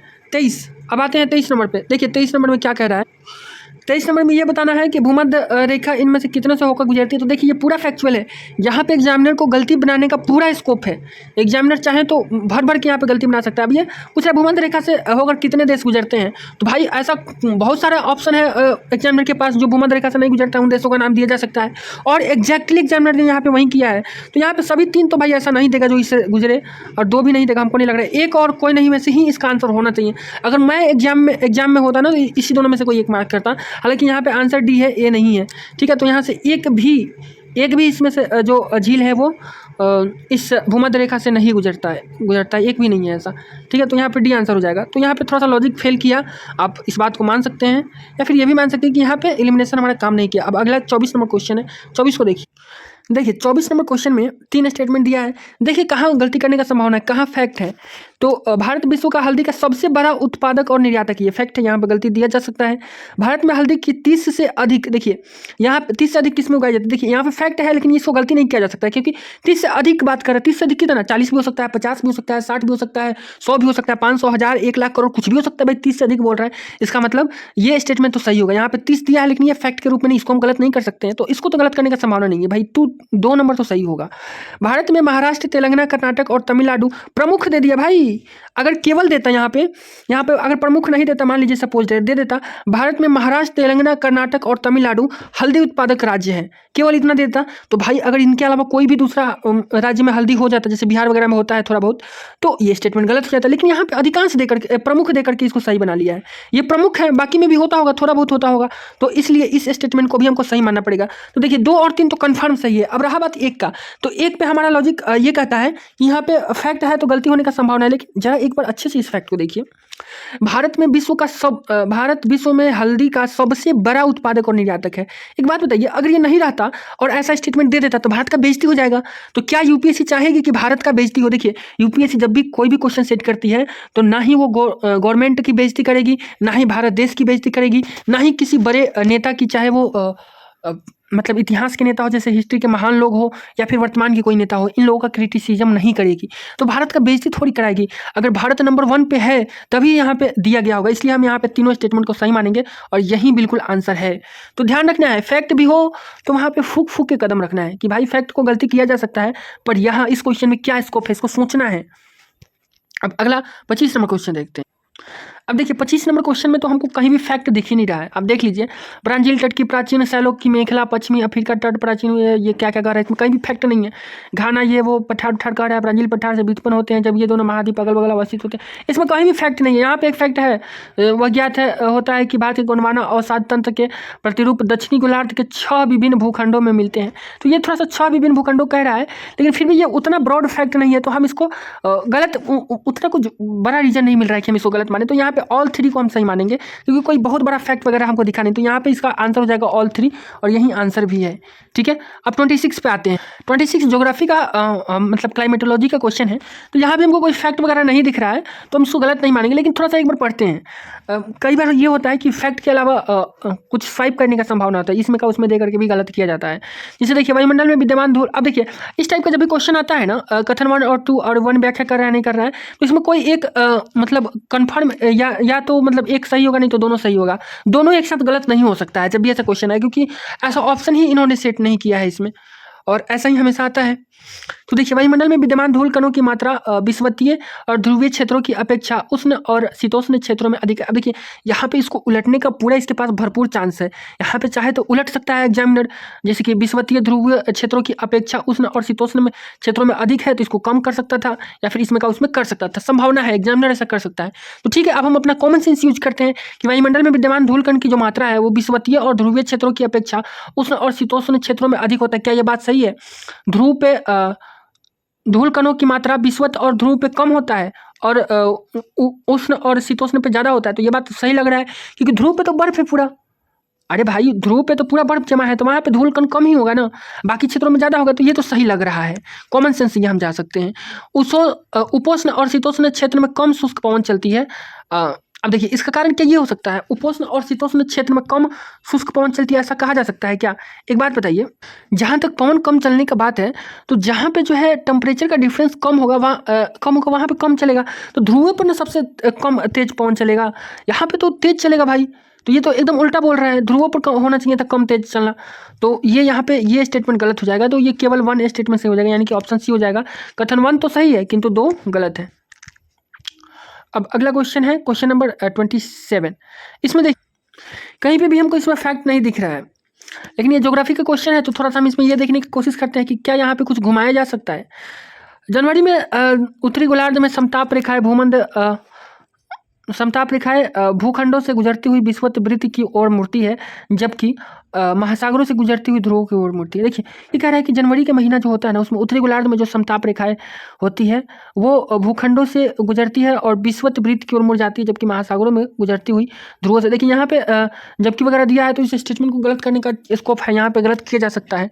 बट अगला स्टेटमेंट पढ़ते हैं। जनवरी में महासागरों के ऊपर की हवा उत्तरी गोलार्ध के भूखंडों के ऊपर की हवा से अधिक गर्म होती है। देखिए जनवरी का माह अगर हम बात करें और उत्तरी गोलार्ध का बात करें तो ठंडा पड़ता है, हम लोग का उत्तरी गोलार्ध में जनवरी में ठंडा पड़ता है, तो महासागरों के ऊपर की हवा उत्तरी गोलार्ध के भूखंडों के ऊपर की हवा से अधिक गर्म होगी। हाँ, क्योंकि उत्तरी गोलार्ध की हवा जो है ठंडा होती है, तो अगर क्योंकि हम लोग के यहाँ ठंडा पड़ता है उत्तरी गोलार्ध में जनवरी में, तो अगर हम लोग के यहाँ ठंडा है तो ऊपर की हवा हम लोग की ठंडा होगी, तो महासागरों की क्या होगी, गर्म होगी। तो ये बात बिल्कुल सही हमको लग रहा है। दूसरा देखिए कथन 1 जो है अगर नॉलेज पे जाइएगा तो ये सही है, लेकिन यहाँ पे अगर केवल बिना नॉलेज के आप जाइएगा तो यहाँ पे आप सोच सकते थे कि यहाँ पे जबकि वगैरह देकर के स्टेटमेंट को यहाँ पे गलत किया जा सकता था, तो लेकिन अगर आपको थोड़ा सा नॉलेज है तो आप ये देख लेंगे कि दोनों स्टेटमेंट यहाँ पे सही है और दोनों एक दूसरे से रिलेटेड है, तो व्याख्या भी करता है, तो ऑप्शन ए हो जाएगा इसका। अब आते हैं 28 पर। अब इस टाइप का ये जो 3 कथन वाला है इसमें तो हम पहला कथन पढ़ने का जरूरत ही नहीं है, हम आपको पहले ही बता चुके हैं ये सही होता है। अब दूसरा कथन तीसरा देखना है सही है कि नहीं। चाक संरद्ध होता है अतः जल अवशोषित कर सकता है। देखिए सकता वाला जितना होगा ना, जहाँ भी सकता लिखा हो कर सकता है तो वो जनरली सही होता है, क्योंकि पॉसिबिलिटी हर चीज़ की है। तीसरा कथन मृतिका बिल्कुल ही सरंध्र नहीं है, भाई बिल्कुल ही नहीं है, तो एकदम एक्सट्रीम स्टेटमेंट, ये तो कभी भी सही नहीं होगा। तो देखिए हमारा 2 और 3 में से केवल एक ही कथन सही है, यानी कि केवल 2 सही है। तो अब देखते हैं ऑप्शन कौन सा है। कथन 2 और 3 दोनों सही है तथा वे दोनों की तो देखिए दोनों सही तो हमारा है नहीं, तो ये नहीं होगा। कथन 2 और 3 दोनों सही है, ये भी नहीं होगा, दोनों सही है ही नहीं। अब कथन 2 और 3 में से केवल एक सही है, हाँ बिल्कुल केवल एक सही है, तथा वह कथन एक की व्याख्या करता है कि नहीं, ये देख लीजिए, तो हम नहीं चेक करेंगे। क्यों? क्योंकि अगला स्टेटमेंट में बोल रहा है ना तो 2 सही है ना ही 3 सही है, जबकि हम जान चुके हैं कि 2 सही है, तो फिर एक ही ऑप्शन बच रहा है, ऑप्शन नंबर सी हो गया आंसर। अब देखिए फिर से ज्योग्राफी का क्वेश्चन है, क्लाइमेटोलॉजी का ही आप इसको मान सकते हैं। इसमें कहीं भी कोई बहुत बड़ा फैक्ट नहीं दिया। देखिए एक ट्रिक आपको बताते हैं कि जब भी ज्योग्राफी का कॉन्सेप्ट वाला क्वेश्चन आएगा और साइंस का, साइंस का अगर यूज वगैरह पूछेगा तो जनरली इसमें सारा स्टेटमेंट सही होता है, क्योंकि ज्योग्राफी में बहुत सारी पॉसिबिलिटीज़ हैं और बहुत सारे अपवाद हैं। तो अगर एग्जामिनर किसी स्टेटमेंट को गलत बनाता है ना, तो उसमें बहुत सारे अपवाद मिल सकते हैं, बाद में उस स्टेटमेंट में विवाद हो सकता है। इसलिए जनरली ज्योग्राफी और साइंस में जो है ना, एग्जामिनर जो है वो सही ऑप्शन को ही बनाता है, क्योंकि बाद में कोई कंट्रोवर्सी क्रिएट ना हो। तो यहाँ पे कोई फैक्ट वगैरह नहीं दिया है, इसलिए इसका 1 2 3 तीनों ही सही है। अब देख लीजिए कहीं पे कोई बहुत बड़ा चेंज करने का ऑप्शन भी नहीं, जैसे वायुमंडल के बिना भूपृष्ठ पर सर्वस्त्र तापमान हिमांक के बहुत नीचे होता है। तो देखिए होता है यूनिवर्सल ट्रूथ का, इसमें क्या ही चेंज करेगा। वो ये बोल सकता है कि बहुत नीचे होता है, तो यहाँ बोल देगा बहुत ऊपर होता है, तो पकड़ ही लेगा कोई भी स्टेटमेंट, कोई भी मतलब स्टूडेंट। तो इसलिए यहाँ पे कुछ ऐसा है नहीं, यहाँ पे केवल मतलब स्टेटमेंट दिया है सही सही, फैक्ट वगैरह दिया रहता तो यहाँ पे गलत होने का संभावना था। अब देखिए अगला 30 नंबर, इसमें गोखोर मिशन के बारे में बोल रहा है। तो यहाँ भी आप देखिएगा तो कोई फैक्ट वगैरह नहीं दिया गया है। जब तक फैक्ट नहीं देगा ना, गलत होने का संभावना बहुत कम है। तो कोई फैक्ट नहीं दिया है तो हम इस दोनों को सही मानेंगे, दोनों सही हुआ, बात खत्म। अगला अब देखिए आ गया यहाँ पे फैक्ट, लेकिन हमको पता है कि अगर 3 कथन वाला है, एक सेकेंड यार, क्या आ गया भाई, हटो। हाँ, 3 कथन वाला है ना, तो पहला कथन तो गारंटेड सही है, तो इसमें 5% फैक्ट दिया है, लेकिन ये कथन तो ऑलरेडी सही हो रहता है, हम तो इसको देखेंगे नहीं। अब इसमें कोई फैक्ट है क्या? सीमेंट का चूना निर्माण करते समय चूना पत्थर में सिलिका युक्त मृतिका मिलाई जाती है। भाई मेरे, अगर मिलाई जाती होगी तभी यहाँ पे दिया गया है, और अगर आप ये मानते हैं कि नहीं मिलाई जाती है, तो फिर भाई सीमेंट की इतने सारे कारखाने इतने सारी जगह पे बनाएंगे, तो कहीं भी थोड़ा सा मिलाया जाता होगा ना, तो कोई भी लेकर के कोर्ट पहुंच जाएगा कि भाई ये स्टेटमेंट गलत है, मिलाया जाता है। तो इसलिए ये तो स्टेटमेंट सही होगा, हमको नहीं लग रहा है यहाँ पे कोई डाउट होना चाहिए। अब ये बताइए, सीमेंट निर्माण हेतु क्लिंकर उत्पादन के दौरान चूना पत्थर चूना में बदल जाता है। तो चूना पत्थर चूना में बदल जाता है, सही लग रहा है, हालांकि यहाँ पे आप कंफ्यूज भी थोड़ा हो सकते हैं, लेकिन ये स्टेटमेंट सही है। यहाँ पे कोई देखिए, हम जनरली आपको एक ही ट्रिक बताएं, अगर कोई फैक्ट दिया है तो वहाँ पे सोचना है कि वहाँ पे गलत हो सकता है, सही भी हो सकता है।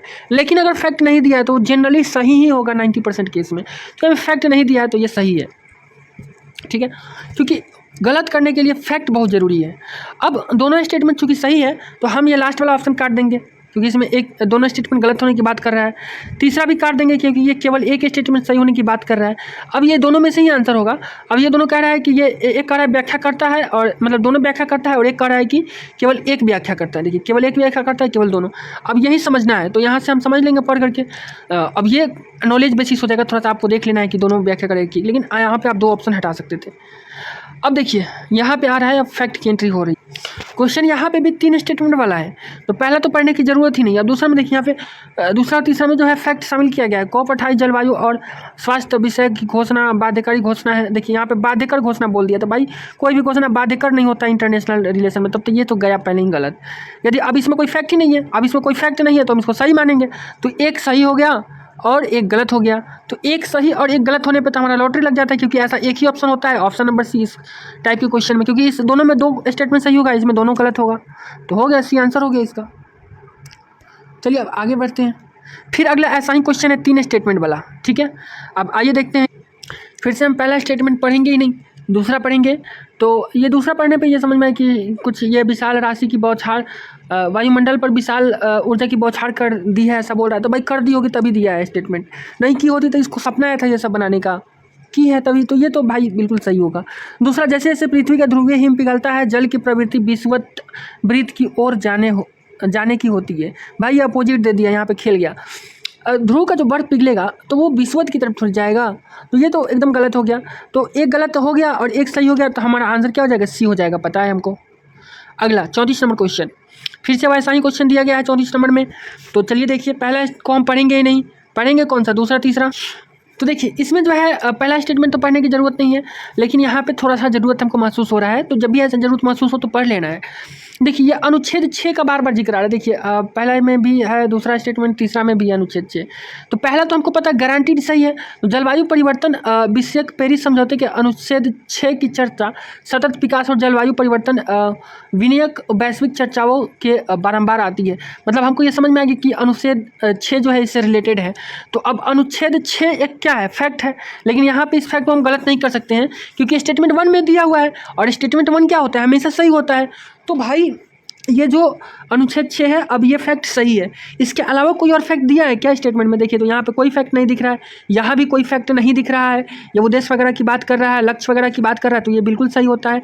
तो ये भी सही है, ये भी सही है, और तीनों एक दूसरे से रिलेटेड है। यहाँ तक अनुच्छेद भी सेम सेम है तीनों में दिया हुआ, तो भाई ये तो व्याख्या भी करता है दोनों, तो ऑप्शन ए हो जाएगा इसका आंसर।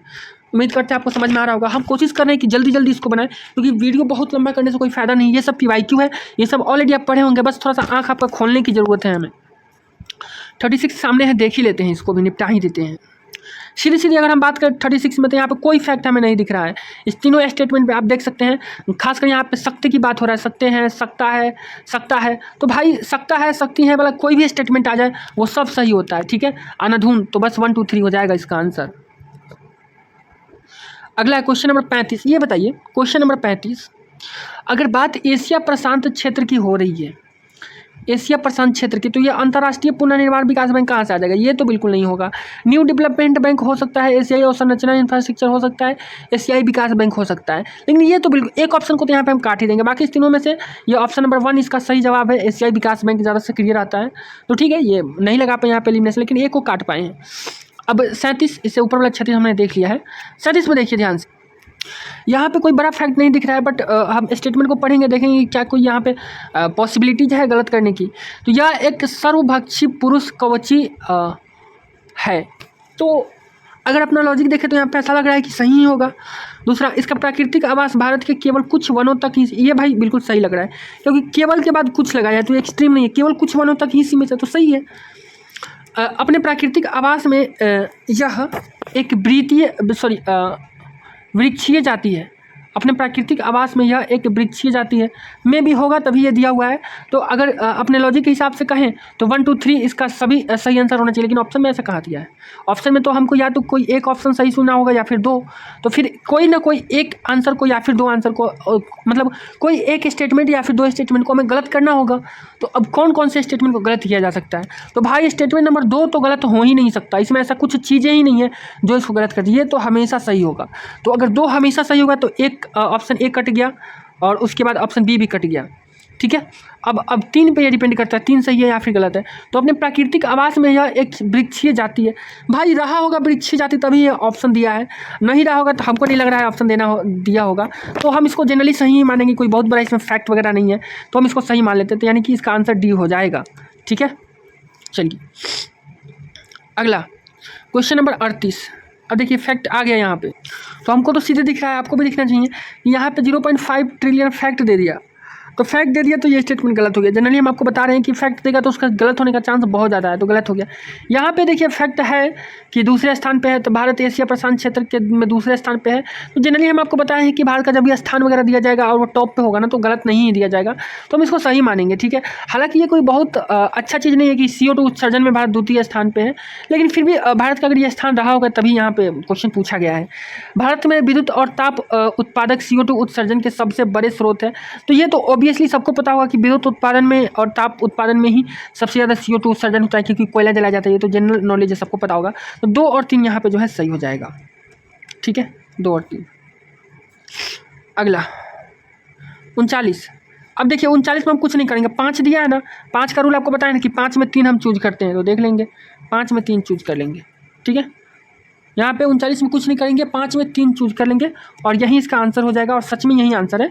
तो मैं जो भी आंसर बता रहा हूँ वो UPSC के ऑफिशियल आंसर की से बता रहा हूँ, तो आपको टेंशन लेने की ज़रूरत नहीं है। 40 में सबसे पहले हम फैक्ट देखेंगे, तो पहले ही दूसरा ऑप्शन में फैक्ट दिख रहा है, लेकिन फैक्ट को एक बार पढ़ लेंगे कि क्या ये सचमुच ऐसा फैक्ट है जिसको एलिमिनेट किया जा सकता है। देखिए 50% लगा हुआ है, लेकिन इसके पहले लगभग लग गया। अरे भाई अब लगभग लग के तो काम ही गड़बड़ा दिया। लगभग लग गया मतलब क्या, एग्जामिनर इसको सही कराना चाह रहा है इसलिए लगभग लगाया है ताकि कोई इसको क्लेम ना कर पाए। तो भाई ये स्टेटमेंट को तो अब हम सही मानेंगे, क्योंकि क्या जरूरत पड़ा एग्जामिनर को लगभग लगाने की, तब मतलब ये तो कन्फर्म है कि 2 तो कन्फर्म ही सही है, और अगर 2 कन्फर्म सही है तो इनमें से कोई नहीं वाला ऑप्शन तो कट ही जाएगा, 1 और 3 वाला भी ऑप्शन कट जाएगा। अब बच गया 1 A और B, इसमें केवल 2 है और इसमें 1 और 2 है, मतलब 1 को हमको खाली चेक करना है, 3 को चेक करने की जरूरत ही नहीं है। 3 ऑलरेडी हम ऑप्शन से एलिमिनेट कर दिए कि गलत होगा। 1 को देखते हैं, वर्षा वन महासागरों द्वारा उत्पादित ऑक्सीजन की तुलना में अधिक ऑक्सीजन उत्पादित करते, बिल्कुल वर्षा वन जो है ना, महासागर में जितना ऑक्सीजन उत्पादित होता है उसकी तुलना में अधिक ऑक्सीजन का उत्पादन क्या करते हैं, वन करते हैं, ठीक है। तो ये तो एक सेकंड, नहीं नहीं नहीं, यहाँ पे थोड़ा सा उल्टा हो रहा है ना, एक सेकंड। महासागरों में ना ऑक्सीजन सबसे ज़्यादा होता है, शैवाल सबसे ज़्यादा रहता है, और सबसे ज़्यादा ऑक्सीजन का उत्पादन महासागर में होता है, और वर्षावन में उससे कम होता है। तो यहाँ पे ये एक्सचेंज करने का प्रयास किया है यूपीएससी ने। मैंने आपको बताया भी है कि बहुत जगह एक्सचेंज करने का प्रयास करेगा, तो यहाँ पे भी एक्सचेंज का संभावना था तो एक्सचेंज कर दिया है, यानी कि केवल 2 ही इसका आंसर जाएगा, यानी कि आंसर बी हो जाएगा इसका। ठीक है, चलिए अगले क्वेश्चन की तरफ। तो अगला क्वेश्चन है 41। तो ये साइंस एंड टेक का क्वेश्चन है, और साइंस एंड टेक के क्वेश्चन में मैंने ये बताया है कि 90% केस में ऑल ही आंसर सही हो जाता है, 80 या 90% केस में। हालांकि हम क्वेश्चन पढ़ लेंगे उपयुक्त में से कितने विकल्प पावर ट्रेन वाहन माने जाते हैं, तो ये अभी यहाँ पे सभी हो जाएगा, ऑल हो जाएगा। ठीक है, तो जनरली इसमें ऑल वाला ही आंसर करेक्ट होता है। अब देखिए यहाँ ये साइंस एंड टेक के क्वेश्चन है, लेकिन एक बार आप स्टेटमेंट को देखिए तो जरा, यहाँ पे एकदम एक्सट्रीम बनाया है, सभी प्रकार के यूएवी ऊर्ध्वाधर अवतरण हो सकते हैं। भाई सभी प्रकार के कैसे हो सकते हैं, कोई एक कहीं पे इस प्रकार का नहीं हुआ तो ये स्टेटमेंट गलत हो जाएगा। यहाँ भी सभी प्रकार के दिया, यहाँ भी सभी प्रकार के दिया है, भाई हम कहेंगे कोई स्टेटमेंट सही नहीं है, तीनों गलत हो जाएगा, क्योंकि सब में तीनों स्टेटमेंट में सभी प्रकार के दे दिया है, तो भी ये तो नहीं हो पाएगा। अब 43 देखते हैं, विद्युत वाहन बैटरियों के संदर्भ में निम्नलिखित पर विचार कीजिए। तो हम आपको बताए थे कि जो है 4 में क्या, 4 में जो है 4 में 2 होता है, मैंने आपको बताया था जनरली, लेकिन यहाँ पे ये एक अपवाद है, यहाँ पे 4 में 3 आंसर है। वो इसलिए क्योंकि साइंस एंड टेक है, और साइंस एंड टेक में थोड़ा सा ज़्यादा ऑप्शन सही होने का चांस रहता है, या फिर यहाँ पे सभी 4 होना चाहिए था अगर साइंस एंड टेक के लॉजिक से चलते तो। लेकिन ये क्वेश्चन आसान था, अगर आप लॉजिक से पहले आप अपना माइंड यूज करते, आप अपना नॉलेज यूज करते तो बन सकता था। इसलिए मैं बार बार बोलता हूँ, ये ट्रिक वगैरह बाद में लगाना है, पहले नॉलेज लगाना है। यहाँ पे बोला कैथोड बनाने के लिए उपयुक्त होते हैं, तो भाई हम सब जानते हैं कैथोड बनाने के लिए जो है धातु का यूज होता है, लेकिन ग्रेफाइड ही सिर्फ इसमें एक ऐसा जो अधातु है, तो ये एक हट जाएगा, तो बाकी 3 जो है ये इसका आंसर हो जाएगा केवल 3। अगला क्वेश्चन, अब ये कह रहा है कि उपयुक्त में से कितनों में प्लास्टिक होता है, भाई हम कहेंगे सभी में होता है। साइंस एंड टेक में जनरली सबका आंसर ऑल होता है अगर इस टाइप का क्वेश्चन आता है। मतलब अब ये कह रहा है कि किसमें कितनों में प्लास्टिक होता है, अरे भाई कार के टायर में पूरा प्लास्टिक का ही बना होता है, चमड़े का लेंस और सिगरेट का टुकड़ा बोल रहा है, उसमें एक एक कतरा जब बीन के देखिएगा ना तो बहुत सारी चीज़ें प्लास्टिक की बनी होती है, तो वो निकल ही जाएगा किसी न किसी सिगरेट में, किसी न किसी चश्मा के लेंस में। तो भाई बिल्कुल प्लास्टिक यूज होता है, प्लास्टिक आजकल हर जगह हर चीज़ में है, तो बिल्कुल ऑल मारेंगे हम। अब अगला क्वेश्चन बोल रहा है कि कितनों के उत्पादन में कोयला गैसीकरण प्रौद्योगिकी उपयोग की जा सकती है। देखिए हमारा ट्रिक कर रहा है कि ऑल, लेकिन ऑल इसका आंसर नहीं है, इसका आंसर केवल 2 है, तो थोड़ा सा किसी किसी क्वेश्चन में आंसर नहीं भी आएगा तो संभल के रहना है। अब इस क्वेश्चन में पूछ रहा है कि ये सब क्या है, इनके बारे में बताने की है क्या, तो ये आपको आता है तो आता है, नहीं आता है तो नहीं आता है, कुछ नहीं कहा जा सकता इसमें। 47, अब देखिए यहाँ पे कहाँ गलती करने की संभावना हो सकती है, फैक्ट को खोजेंगे। फैक्ट क्या है, देखिए हमको ये भी समझना है कि यहाँ पे कम से कम 2 स्टेटमेंट तो सही होना ही चाहिए, मतलब ज़्यादा से ज़्यादा हम केवल एक स्टेटमेंट गलत कर सकते हैं या फिर कोई नहीं, क्योंकि तीनों के तीनों स्टेटमेंट भी सही हो सकता है, या फिर कोई 2 स्टेटमेंट तो सही होगा ही, यानी कि केवल एक को गलत करना है इसमें से, या फिर किसी को गलत नहीं करना है। तो अगर हमको केवल एक को गलत करना होगा तो देखिए फैक्ट कहाँ है, तो यहाँ पे देखेंगे ऐसी अपेक्षा कि मेजराना 1 चिप क्वांटम कंप्यूटर को सुनकर बनाएगा। Majorana 1 chip Amazon web service से, देखिए कंपनी का नाम दे रहा है, द्वारा आरंभ किया गया, तो ये तो प्योर फैक्ट है। कंपनी का नाम डीप लर्निंग मशीन लर्निंग का एक उपसमुच्चय। देखिए अब सबसे आसान एग्जामिनर को क्या है, इस नाम को चेंज कर दे, तो कंपनी के नाम को चेंज करके क्वेश्चन को स्टेटमेंट को गलत बनाना सबसे ईजी है, तो हो ना हो एग्जामिनर यही किया होगा, और सच में यही किया है, यानी कि ऑप्शन नंबर स्टेटमेंट नंबर 2 गलत है यहाँ पे, यानी कि अगर स्टेटमेंट 2 गलत है तो बी आंसर नहीं हो सकता, डी नहीं हो सकता, 1 नहीं हो सकता, यानी कि आंसर हो जाएगा सी। तो देखेंगे कौन से फैक्ट है और कौन से फैक्ट को आसानी से गलत किया जा सकता है, उसी के आधार पर आंसर निकालेंगे। अगला है 38 नंबर को, 38 नहीं 48। अब इसमें देखेंगे तो हमको कहीं भी फैक्ट नज़र नहीं आ रहा है, बट फिर बार भी एक बार हम पढ़ के इसको देखते हैं। वे मानव निर्मित प्रोटीन है, देखिए किसके बारे में बोल रहा है, प्राय समाचारों में चर्चित, ये कुछ नाम दिया इसके बारे में पूछ रहा है, और ये क्या है, एक मोनोक्लोन एंटीबॉडी है, इसके संदर्भ में पूछ रहा है। तो कोई भी एंटीबॉडी है तो वो मानव निर्मित, मानव ही बनाया होगा, ईश्वर एंटीबॉडी बना के ऊपर से भेजे बहुत नहीं है, तो जनरली हमको लग रहा है कि ये सही होना चाहिए। फिर आगे बढ़ते हैं, वे अपशिष्ट प्रतिजनों यानी एंटीजन से बंधन बनाने की अपनी क्षमता के कारण रक्षात्मक कार्य को उद्दीपित करते हैं। भाई इसमें क्या गलत बनाएगा एग्जामिनर, कौन सा लाइन, इसमें एग्जामिनर वैज्ञानिक नहीं है, ये बात समझ लीजिए, तो इसमें गलत बनाने का स्कोप, कोई फैक्ट कुछ है ही नहीं। वे निपा विषाणु का संक्रमण जैसे देकर इसको ठीक कर रहा है, विषाणु संक्रमणों के उपचार में प्रयुक्त होते हैं, ठीक है। अब केवल निपा बोल देता तो गलत हो सकता था, कि और जगह भी सही हो सकता था, लेकिन जैसे बोल दिया ना, तो इसलिए इस स्टेटमेंट को भी हम गलत नहीं कर सकते, यानी कि तीनों का तीनों स्टेटमेंट ऐसा कोई हमको इसमें नहीं दिख रहा है जिसको गलत किया जा सकता है, तो यानी कि ऑप्शन नंबर डी हो जाएगा इसका आंसर, 1 2 3 तीनों सही है। 50 नंबर, अब यहाँ पे भी कोई फैक्ट हमको नहीं दिख रहा, लेकिन स्टेटमेंट पढ़ेंगे। महासागर जल में कोई कोई विषाणु जीवित नहीं बच, अरे भाई कोई कैसे नहीं बच सकता, कोई एक बच गया तब तो गलत हो जाएगा। कोई विषाणु जीवाणु में सब, भाई कोई का बात ये जब भी कर रहा है ना, कोई विषाणु तो ये पूरा स्टेटमेंट गलत है। ऐसा हर चीज़ का भाई अपवाद है, और साइंस में तो खास कर, तो भाई ये सब गलत हो जाएगा, इसमें से कोई नहीं आंसर हो जाएगा, कोई भी नहीं। अगला 50 नंबर, वही 3 स्टेटमेंट वाला आ गया। तो पहला स्टेटमेंट पढ़ने की जरूरत नहीं है, दूसरा तीसरा देखेंगे केवल, ठीक है। तो देखते हैं दूसरा तीसरा क्या कह रहा है स्टेटमेंट। सक्रिय, देखिए यहाँ पे कोई फैक्ट नहीं दिख रहा है, आप ध्यान से देखेंगे कोई फैक्ट वगैरह नहीं दिख रहा है। सक्रिय कार्बन का एक बृहद पृष्ठ क्षेत्रफल होता है, ठीक है, और उसमें भारी धातुओं को अधिशोषित करने की दमदार हाँ भाई होती है। अगर आप साबित करना चाहते हैं नहीं होती है तो भाई करते रहिए वैज्ञानिक प्रयोग, तो ये पॉसिबल नहीं है, तो होती होगी तभी ऐसा दिया गया है। मतलब यहाँ पे कोई फैक्ट नहीं है तो हम इसको गलत नहीं करेंगे। सक्रिय कार्बन उच्च कार्बन अंश वाले वातावरणीय अपशिष्टों में आसानी से संश्लेषित किया जा सकता है। तो सकता है भाई, सकता है वाला आ गया तब तो 100% स्टेटमेंट सही है, यानी कि दोनों स्टेटमेंट यहाँ पे सही है। और जब भी दोनों सही होता है तो हम तीसरा और चौथा ऑप्शन काट देते हैं। अब ये देख लेना कि ये व्याख्या करता है कि नहीं, तो दोनों अगर पढ़ के देख लीजिएगा, अगर एक दूसरे से रिलेटेड होगा, एक से दूसरा तीसरा रिलेटेड होगा तो व्याख्या करेगा, नहीं तो नहीं करेगा, बात खत्म। अब भाई पॉलिटी का क्वेश्चन आ गया। पॉलिटी के क्वेश्चन में थोड़ा सा ध्यान रखना है कि यहाँ पे एक्सट्रीम स्टेटमेंट भी सही हो जाता है। अध्यादेश किसी केंद्रीय अधिनियम को संशोधित बिल्कुल कर सकता है। अध्यादेश किसी मूल अधिकार को न्यून कर सकता है। अध्यादेश किसी पिछली तारीख से, भाई पिछली तारीख से कैसे प्रभावित हो जाएगा, नहीं भाई ये तो एकदम सरासर गलत है। अच्छा एक सेकंड, सॉरी, अध्यादेश मूल अधिकार को न्यून नहीं, मूल अधिकार को न्यून करना है तो भाई संविधान में संशोधन करना होगा, दो तो बिल्कुल नहीं होगा भाई। मूल अधिकार को संशोधन करने के लिए संविधान संशोधन के अलावा कुछ नहीं किया जा सकता है। अध्यादेश जारी करके अगर मूल अधिकार का हनन किया जाता ना तो बस रोज रोज अध्यादेश ही जारी होता, सरकार को कुछ करने की जरूरत ही नहीं थी। यानी कि यहाँ पे दो गलत हो गया। तो इस तरीके के क्वेश्चन में ना जब भी एक कोई स्टेटमेंट गलत हो जाता है तो आंसर अपने आप आ जाता है। दो को वाले काट दीजिए, ये कट गया और ये कट गया, यानी आंसर सी हो जाएगा, हमको कुछ चेक करने की जरूरत ही नहीं है, बात ही खत्म हो गया। अब ये देखिए तीसरा, अब इस 52 में जो है देखिए 3 स्टेटमेंट है, तो यहाँ पे कोई फैक्ट वगैरह नहीं है, तो जनरली ये सही ही माना जाएगा, बट देख लेते हैं। अरुणाचल प्रदेश एक किले से राजधानी का नाम पड़ा है और राज्य में 2 राष्ट्रीय उद्यान नेशनल पार्क है। अब यहाँ पे ये तो फैक्ट है भाई कि 2 राष्ट्रीय नेशनल पार्क है, तब तो भाई हम यहाँ पे फंस गए। यहाँ पे में भी ये गलत भी हो, 2 की जगह पे 3-4 भी हो सकता है, तो भाई हम यहाँ पे फंस गए, कुछ नहीं कह सकते। नागालैंड यह राज्य एक संविधान संशोधन अधिनियम के आधार पर अस्तित्व में आया, में भी, क्योंकि जितने भी राज्य आए हैं लगभग संविधान संशोधन के आधार पर ही आए हैं। तीसरा त्रिपुरा के बारे में, प्रारंभ में यह भाग ग राज्य था। यह 1956 में राज्यों का पुनर्गठन होने पर केंद्र शासित राज्य क्षेत्र बना और बाद में इसे पूर्ण राज्य का, ये थोड़ा सा सही लग रहा है क्योंकि ग पहले एग्जिस्ट करता था, 1956 में पुनर्गठन भी हुआ था और केंद्र शासित प्रदेश क्षेत्र भी पहले बनाया जाता है किसी राज्य को, फिर राज्य बनाया जाता है, तो ये सही लग रहा है।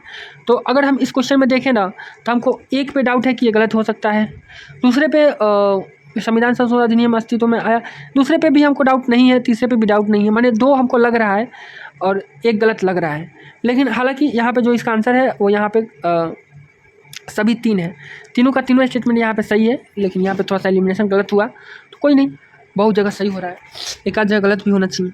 भारत के संबंध में निम्नलिखित कथन विचार कीजिए। देखिए यहाँ पे 3 स्टेटमेंट दिया गया है और कहा क्या गया, उपयुक्त में से कितनी भारत के संविधान के उपबंधों के अनुसार स्थापित हुए हैं। तो संविधान के उपबंध के अनुसार कौन स्थापित हुआ है भाई, संविधान बहुत कम चीज़ों का ही प्रावधान करता है, संविधान में हर चीज़ थोड़ी लिखा है। तो देखिए अंतर्राज्यीय परिषद, राष्ट्रीय सुरक्षा परिषद, क्षेत्रीय परिषद, इसमें से केवल एक ही है जो संविधान में इसकी चर्चा है, तो केवल एक हो जाएगा यहाँ पर आंसर।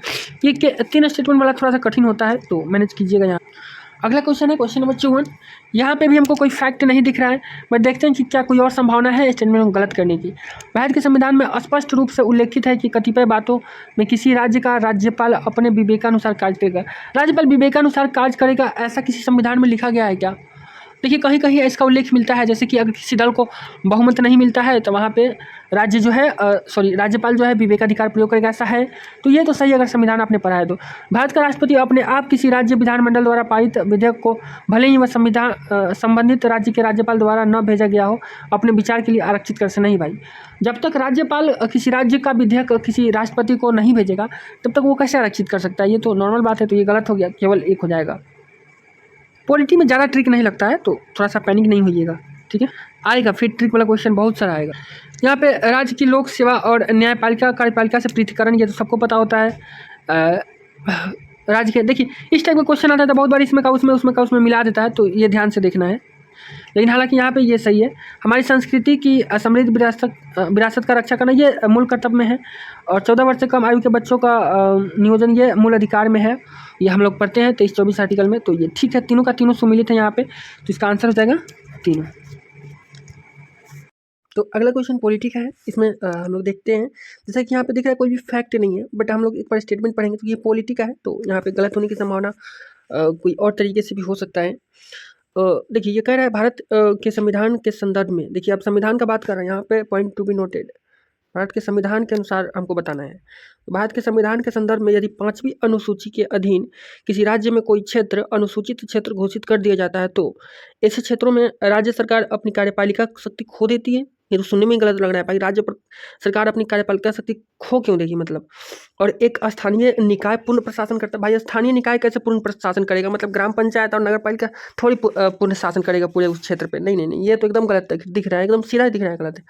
संघ की सरकार कतिपय परिस्थितियों में राज्यपाल की सिफारिश पर ऐसे क्षेत्रों में पूर्ण प्रशासन को अपने हाथ में ले सकती है। तो देखिए सबसे पहले तो आपको यहाँ पे ये कंफ्यूज करेगा, ले सकती है, तो देखिए शक्ति वाला हमेशा सही होता है, लेकिन पॉलिटी में ये सब रूल नहीं लागू होता है। तो मैं बार बार आपको बताना चाहता हूँ, पॉलिटी में ये सब रूल नहीं लागू करना है, क्योंकि पॉलिटी में जो लिखा है, अब ये संविधान के संदर्भ में बोल रहा है, तो संविधान में जो लिखा है वही होगा, इसमें कोई पॉसिबिलिटीज नहीं है। तो ये बात संविधान में ऐसे नहीं लिखी गई है कि वहाँ का जो अगर वैसा परिस्थिति होगा तो राज्यपाल जो है उसकी सिफारिश पे उस वहाँ पे पूर्ण प्रशासन किया जाएगा, मतलब ये तो राष्ट्रपति हो गया ना, राष्ट्रपति शासन, तो ऐसा कुछ नहीं है, ये राष्ट्रपति शासन हो गया, तो ये भी नहीं है। तो यहाँ पे ना तो 1 और ना ही 2 आंसर हो जाएगा। अगला क्वेश्चन अब देखते हैं 57 नंबर। और 57 नंबर में देखिए यहाँ पे पूरा का पूरा फैक्ट ही है, मतलब संगठन दिया है और उसका मंत्रालय दिया है, तो यहाँ पे गलती करने की संभावना खूब है। मैं बार बार आपको बता रहा हूँ कि जब भी ज़्यादा फैक्ट वाला क्वेश्चन आ रहा है जिसमें केवल फैक्ट ही है, वहाँ पे एग्जामिनर को गलती करने का मौका खूब मिलता है कि स्टेटमेंट को गलत बनाया जाए। तो कई बार जो होता है स्टेटमेंट को मिक्स भी कर दिया जाता है, जैसे 1 का 2 में 1 का 2 में 2 का 1 में ऐसे करके दे दिया जाता है। तो यहाँ पर तो हम कन्फर्म कहेंगे कि भाई सभी 3 तो सही नहीं ही देगा एग्जामिनर, 2 भी 3 में से नहीं देगा सही, क्योंकि यहाँ पर गलती करने का उसको स्कोप मिल रहा है, बहुत जगह पर स्कोप नहीं मिलता है। तो इस तरीके से ए और डी में से ही कोई एक आंसर होगा। जब भी ऐसा क्वेश्चन आ रहा है मैं आपको यही कॉन्सेप्ट बता रहा हूँ, यही चीज़ें बता रहा हूँ और ये अप्लाई हो रही है। तो यहाँ पे केवल एक नहीं, यहाँ पे कोई भी नहीं है, तो यहाँ पे डी आंसर हो जाएगा। तो 2 ऑप्शन को तो हम यहाँ पे काट ही दिए थे, अब यहाँ पे डी आंसर हो जाएगा, इसमें से कोई भी सुमेलित नहीं है, ठीक है। अब अगला क्वेश्चन देखते हैं 58 नंबर, भारत के संविधान के अधीन निम्नलिखित विषयों पर विचार कीजिए। तो देखिए अब 3 विषय दिया है, इस पर विचार करना है। क्या विचार करना है, तो ये आगे लिखा है, उपयुक्त में से किनके संबंध में संविधान संशोधन के लिए भारत के राष्ट्रपति को अनुमति के लिए विधेयक प्रस्तुत किए जाने से पूर्व कम से कम आधे राज्यों के विधानमंडलों द्वारा समर्थन अपेक्षित है। मतलब कहने का मतलब ये है कि ऐसा कौन सा संविधान संशोधन है जिसमें आधे से अधिक राज्यों के आधे से अधिक राज्यों का भी समर्थन चाहिए होता है, ये हमको बताना है। तो अब वो तीनों विषय पहले एक बार देख लेते हैं कौन कौन सा है। ये नॉलेज बेसिस क्वेश्चन है, ये हमको लग रहा है कि होगा। देखिए अब ये कह रहा है कि 7वीं अनुसूची में सूची 1 संघ सूची। तो देखिए कोई सूची में अगर चेंज करना है, संघ सूची, समवर्ती सूची और राज्य सूची, तो इसके लिए आपको सभी राज्यों में से 50% राज्यों का समर्थन चाहिए, क्योंकि ये राज्य का मामला है। आप संघ सूची में कोई चीज़ ऐड कीजिएगा तो राज्य सूची से ही लेके ऐड कीजिएगा। तो अगर किसी सूची में आपको बदलाव करना है तो ये तो लेना पड़ता है, ये आप पॉलिटी में पढ़े होइएगा। किसी राज्य की कार्यपालिका शक्ति का विस्तार, अगर राज्य, ये भी राज्य से रिलेटेड चीज़ है, अगर आप किसी राज्य के कार्यपालिका शक्ति का विस्तार करना चाहते हैं तो फिर बाकी राज्यों का आपको समर्थन चाहिए, तो ये भी लेना पड़ेगा। राज्यपाल के पद के लिए शर्तें, देखिए राज्यपाल का जो पद होता है ना, राज्यपाल को सेंट्रल गवर्नमेंट नियुक्त करती है, तो ऐसे परिस्थिति में राज्यपाल का जो पद का शर्त है ना, वो केंद्र सरकार ही डिसाइड करती है। तो इसके लिए कोई संविधान संशोधन की आवश्यकता है, मतलब, लेकिन उसके लिए सभी राज्यों का समर्थन चाहिए, ऐसा कुछ नहीं है। ऐसा अगर होगा तो राज्यपाल की शक्ति को घटा ही दिया जाएगा, क्योंकि कोई भी राज्य सरकार नहीं चाहती है कि राज्यपाल की शक्ति को बढ़ाया जाए। तो ये तो लॉजिक से भी देखिएगा तो ये नहीं होगा, तो यानी कि 3 तो नहीं होगा। 3 अगर नहीं होगा तो 1 और 2 आंसर हो जाएगा, यानी कि पहला आंसर हो जाएगा। अब अगले क्वेश्चन पे आते हैं, 59 नंबर क्वेश्चन। यहाँ एक भी फैक्ट हमें नहीं दिख रहा है, लेकिन क्योंकि ये पॉलिटी है तो यहाँ पे हम ध्यान से स्टेटमेंट को पढ़ेंगे कि बिना फैक्ट के भी यहाँ पे गलती किया जा सकता है प्रक्रिया में। तो पढ़ते हैं हम, किसी राज्य का राज्यपाल अपने पद की शक्तियों और दायित्वों के प्रयोग और निष्पादन के लिए किसी न्यायालय के प्रति उत्तरदायी नहीं। ये तो भाई बिल्कुल गलत है। ऐसा थोड़ी है कि यहाँ राज्यपाल का शासन है, राज्यपाल कुछ भी कर सकता है। राज्यपाल अगर कुछ गलत करेगा तो न्यायालय में लोग जा ही सकते हैं उनके खिलाफ, और अभी लोग गए भी थे पॉकेट वीटो के मिसयूज के लिए। तो ये तो आप क्लियरली जानते हैं कि ये सही नहीं है, ठीक है। लेकिन यहाँ पे थोड़ा सा अगर ध्यान से पढ़िएगा तो किसी राज्य का राज्यपाल अपने पद की शक्तियों और दायित्वों के प्रयोग और निष्पादन के लिए न्यायालय के प्रति उत्तरदायी नहीं होगा। तो थोड़ा सा डीप लेवल पे क्वेश्चन पूछा है। हम लोग को ऊपर से देखने में ये लग रहा है कि गलत है, लेकिन देखिए उसकी प्रक्रिया के खिलाफ आप जा सकते हैं कोर्ट, लेकिन उसका जो दायित्व है, उसका जो काम है, उसका जो वो काम का जो दायित्व का जो निष्पादन कर रहा है, उसके खिलाफ आप कोर्ट नहीं जा सकते हैं कि राज्यपाल ने फलाना काम क्यों किया। अगर राज्यपाल ने कोई काम किया, उस प्रक्रिया से आप संतुष्ट नहीं है कि उसने कानून का पालन नहीं किया, तब आप जा सकते हैं कोर्ट। तो ये यहाँ पे सही माना जाएगा। राज्यपाल के विरुद्ध उसकी पदावधि के दौरान कोई दंडात्मक कार्रवाई संस्थित नहीं की जाएगी या जारी नहीं रखी जाएगी। ये तो सबको जानता है कि ये कार्रवाई कुछ नहीं किया जा सकता है राज्यपाल और राष्ट्रपति के खिलाफ जब वो पद अवधि के दौरान। अगर यहाँ पद अवधि नहीं लिखा रहता ना तो ये स्टेटमेंट गलत हो जाता। किसी राज्य विधानमंडल के सदस्य सदन के अंदर कहीं की गई किसी भी बात के लिए किसी भी न्यायालय में कार्रवाई के लिए उत्तरदायी नहीं। देखिए ये स्टेटमेंट काफ़ी एक्सट्रीम है, लेकिन यहाँ पे ये सही हो जाएगा क्योंकि ऐसा ही कानून, ऐसा ही सेम टू सेम लिखा गया है संविधान में। तो फिर ये तीनों स्टेटमेंट यहाँ पे सही हो जा रहा है। तो यहाँ पे आंसर डी हो जाएगा 1 2 3। अब यहाँ फिर से लॉलीपॉप क्वेश्चन आ गया। ये बाकी एस्पिरेंट के लिए क्वेश्चन बहुत हार्ड है, लेकिन हम लोग के लिए हार्ड नहीं है क्योंकि हम लोग जानते हैं कि यहाँ 4 स्टेटमेंट दिया है तो 4 में से 2 सही होता है। ऑप्शन बी आंसर हो गया, यही आंसर भी है। तो कुछ सोचना ही नहीं है ऐसे क्वेश्चन पे। देखिए 61 नंबर क्वेश्चन जो है ना, ये पूरे तरह से मैथमेटिक्स बेस है, तो आप इसको सोल्व कर लीजिएगा। इसमें क्या ही ट्रिक वगैरह लगाया जाए, तो इसमें हमको नहीं लग रहा है कोई ट्रिक वगैरह लगाने की कोई लॉजिक बनता है। 62 नंबर क्वेश्चन देख लेते हैं। अब इस क्वेश्चन में हमको कुछ नहीं पता, लेकिन देखिए कैसे यहाँ पे हम लॉजिक लगाएंगे और क्वेश्चन सोल्व करने का प्रयास करेंगे। ये जो है एक कॉरिडोर की बात कर रहा है जो इंडिया बना रहा है। अब यहाँ पे देख लीजिए, भारत अंतर्राष्ट्रीय उत्तर दक्षिण परिवहन कॉरिडोर बना रहा है जो एक बहु मॉडल परिवहन कॉरिडोर है के संस्थापक सदस्यों में से एक है। भारत संस्थापक में से एक है। यह कॉरिडोर किन्हें जोड़ेगा ये पूछ रहा है।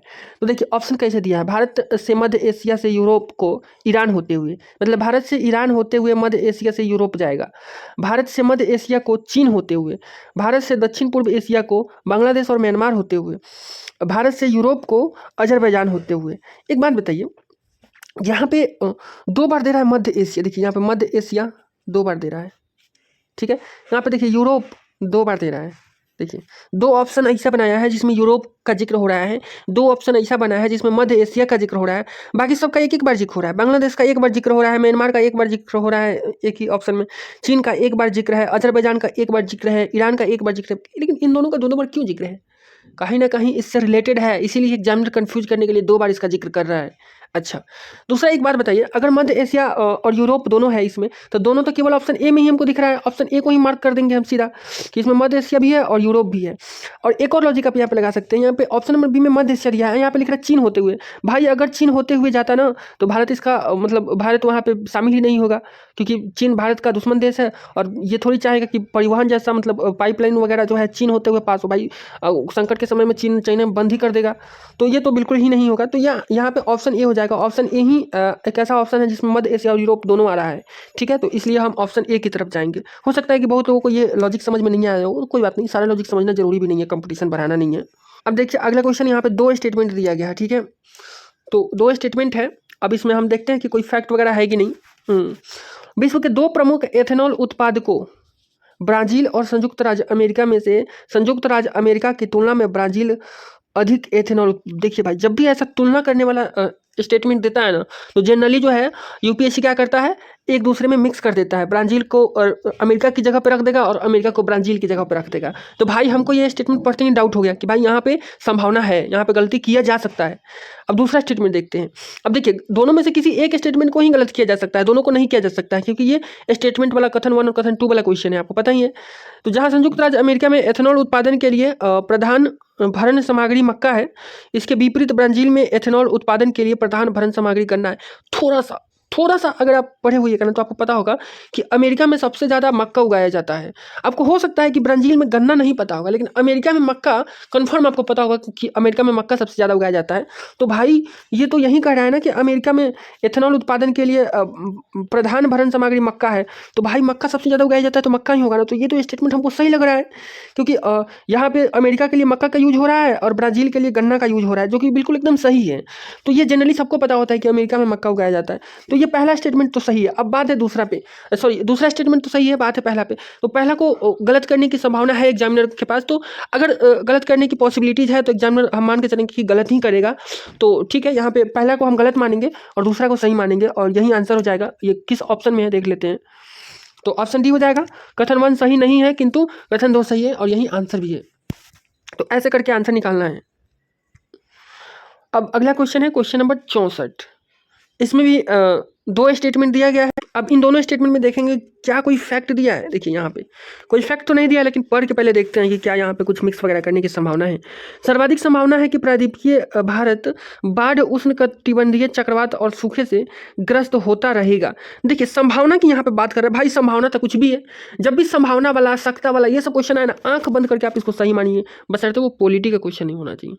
मैंने आपको थोड़ा पहले बताया है, इसलिए बोलते हैं वीडियो को पूरा देखना है। तो सर्वाधिक संभावना की बात करें तो भाई ये संभावना है। ज्योग्राफी में और साइंस में तो खासकर संभावना की जब भी बात करेगा तो हाँ भाई संभावना है, हर चीज़ की संभावना है। मानव समेत सभी प्राणियों की उत्तरजीविता प्रभावित होगी, क्योंकि उनके लिए पसीने के माध्यम से अपने शरीर के ताप को निकालना मुश्किल होता जाएगा। अब यहाँ पे थोड़ा सा लग रहा है कि स्टेटमेंट को गलत किया जा सकता था थोड़ा बहुत इधर उधर चेंज करके, लेकिन इसमें कोई बहुत बड़ा फैक्ट नहीं है।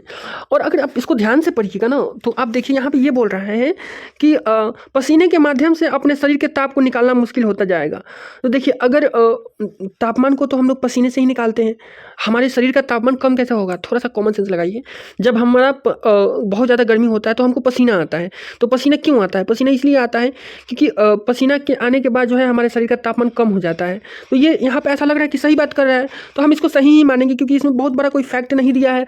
ऐसा भी कोई हमको संभावना नहीं दिख रहा है कि कहीं पे कुछ स्टेटमेंट को एक्सचेंज किया जा सकता है किसी और से। तो हम इसको अब कुछ नहीं ऐसा संभावना, स्ट्रॉन्ग मतलब एविडेंस नहीं मिल रहा है, तो हम इसको सही मानेंगे। तो कथन 1 और 2 दोनों यहाँ सही हो जाएगा और यही इसका आंसर भी है।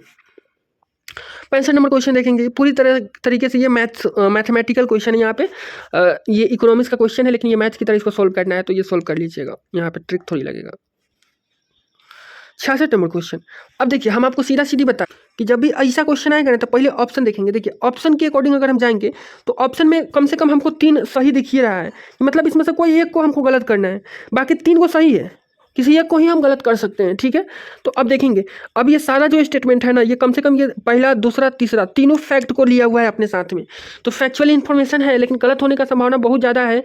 लेकिन यहाँ पे 3 स्टेटमेंट सही है, तब तो हमको ये पता चल गया ना कि केवल एक ही स्टेटमेंट गलत है। भले ही बाकी स्टेटमेंट में फैक्ट है, लेकिन इसके बावजूद एक ही स्टेटमेंट को गलत साबित करना है। तो अगर आप थोड़ा सा भी पढ़े होइएगा ना, थोड़ा सा इकोनॉमिक्स या करंट पढ़े होइएगा ना, तो आपको इतना जरूर पता होगा कि जो है 15वां जो वित्त आयोग था ना, उसने 41% पैसा राज्यों को देने की सिफारिश की थी, और 16वां वित्त आयोग ने भी 41% ही देने की बात की है। देखिए 15वां भी और 16वां भी 41% ही था, जबकि यहाँ 45% दिया गया है। तो इस तरीके से कंफ्यूज करना एग्जामिनर के लिए बहुत आसान रहता है, इसीलिए इस तरीके से स्टेटमेंट को बनाया जाता है। यहाँ पे गलत करना एग्जामिनर के लिए बहुत ईजी था, तो उसने 41 की जगह पे 45 रख दिया, बाकी सब कुछ सेम टू सेम 15वें वित्त आयोग की सिफारिश उतार करके यहाँ पे कॉपी पेस्ट कर दिया है।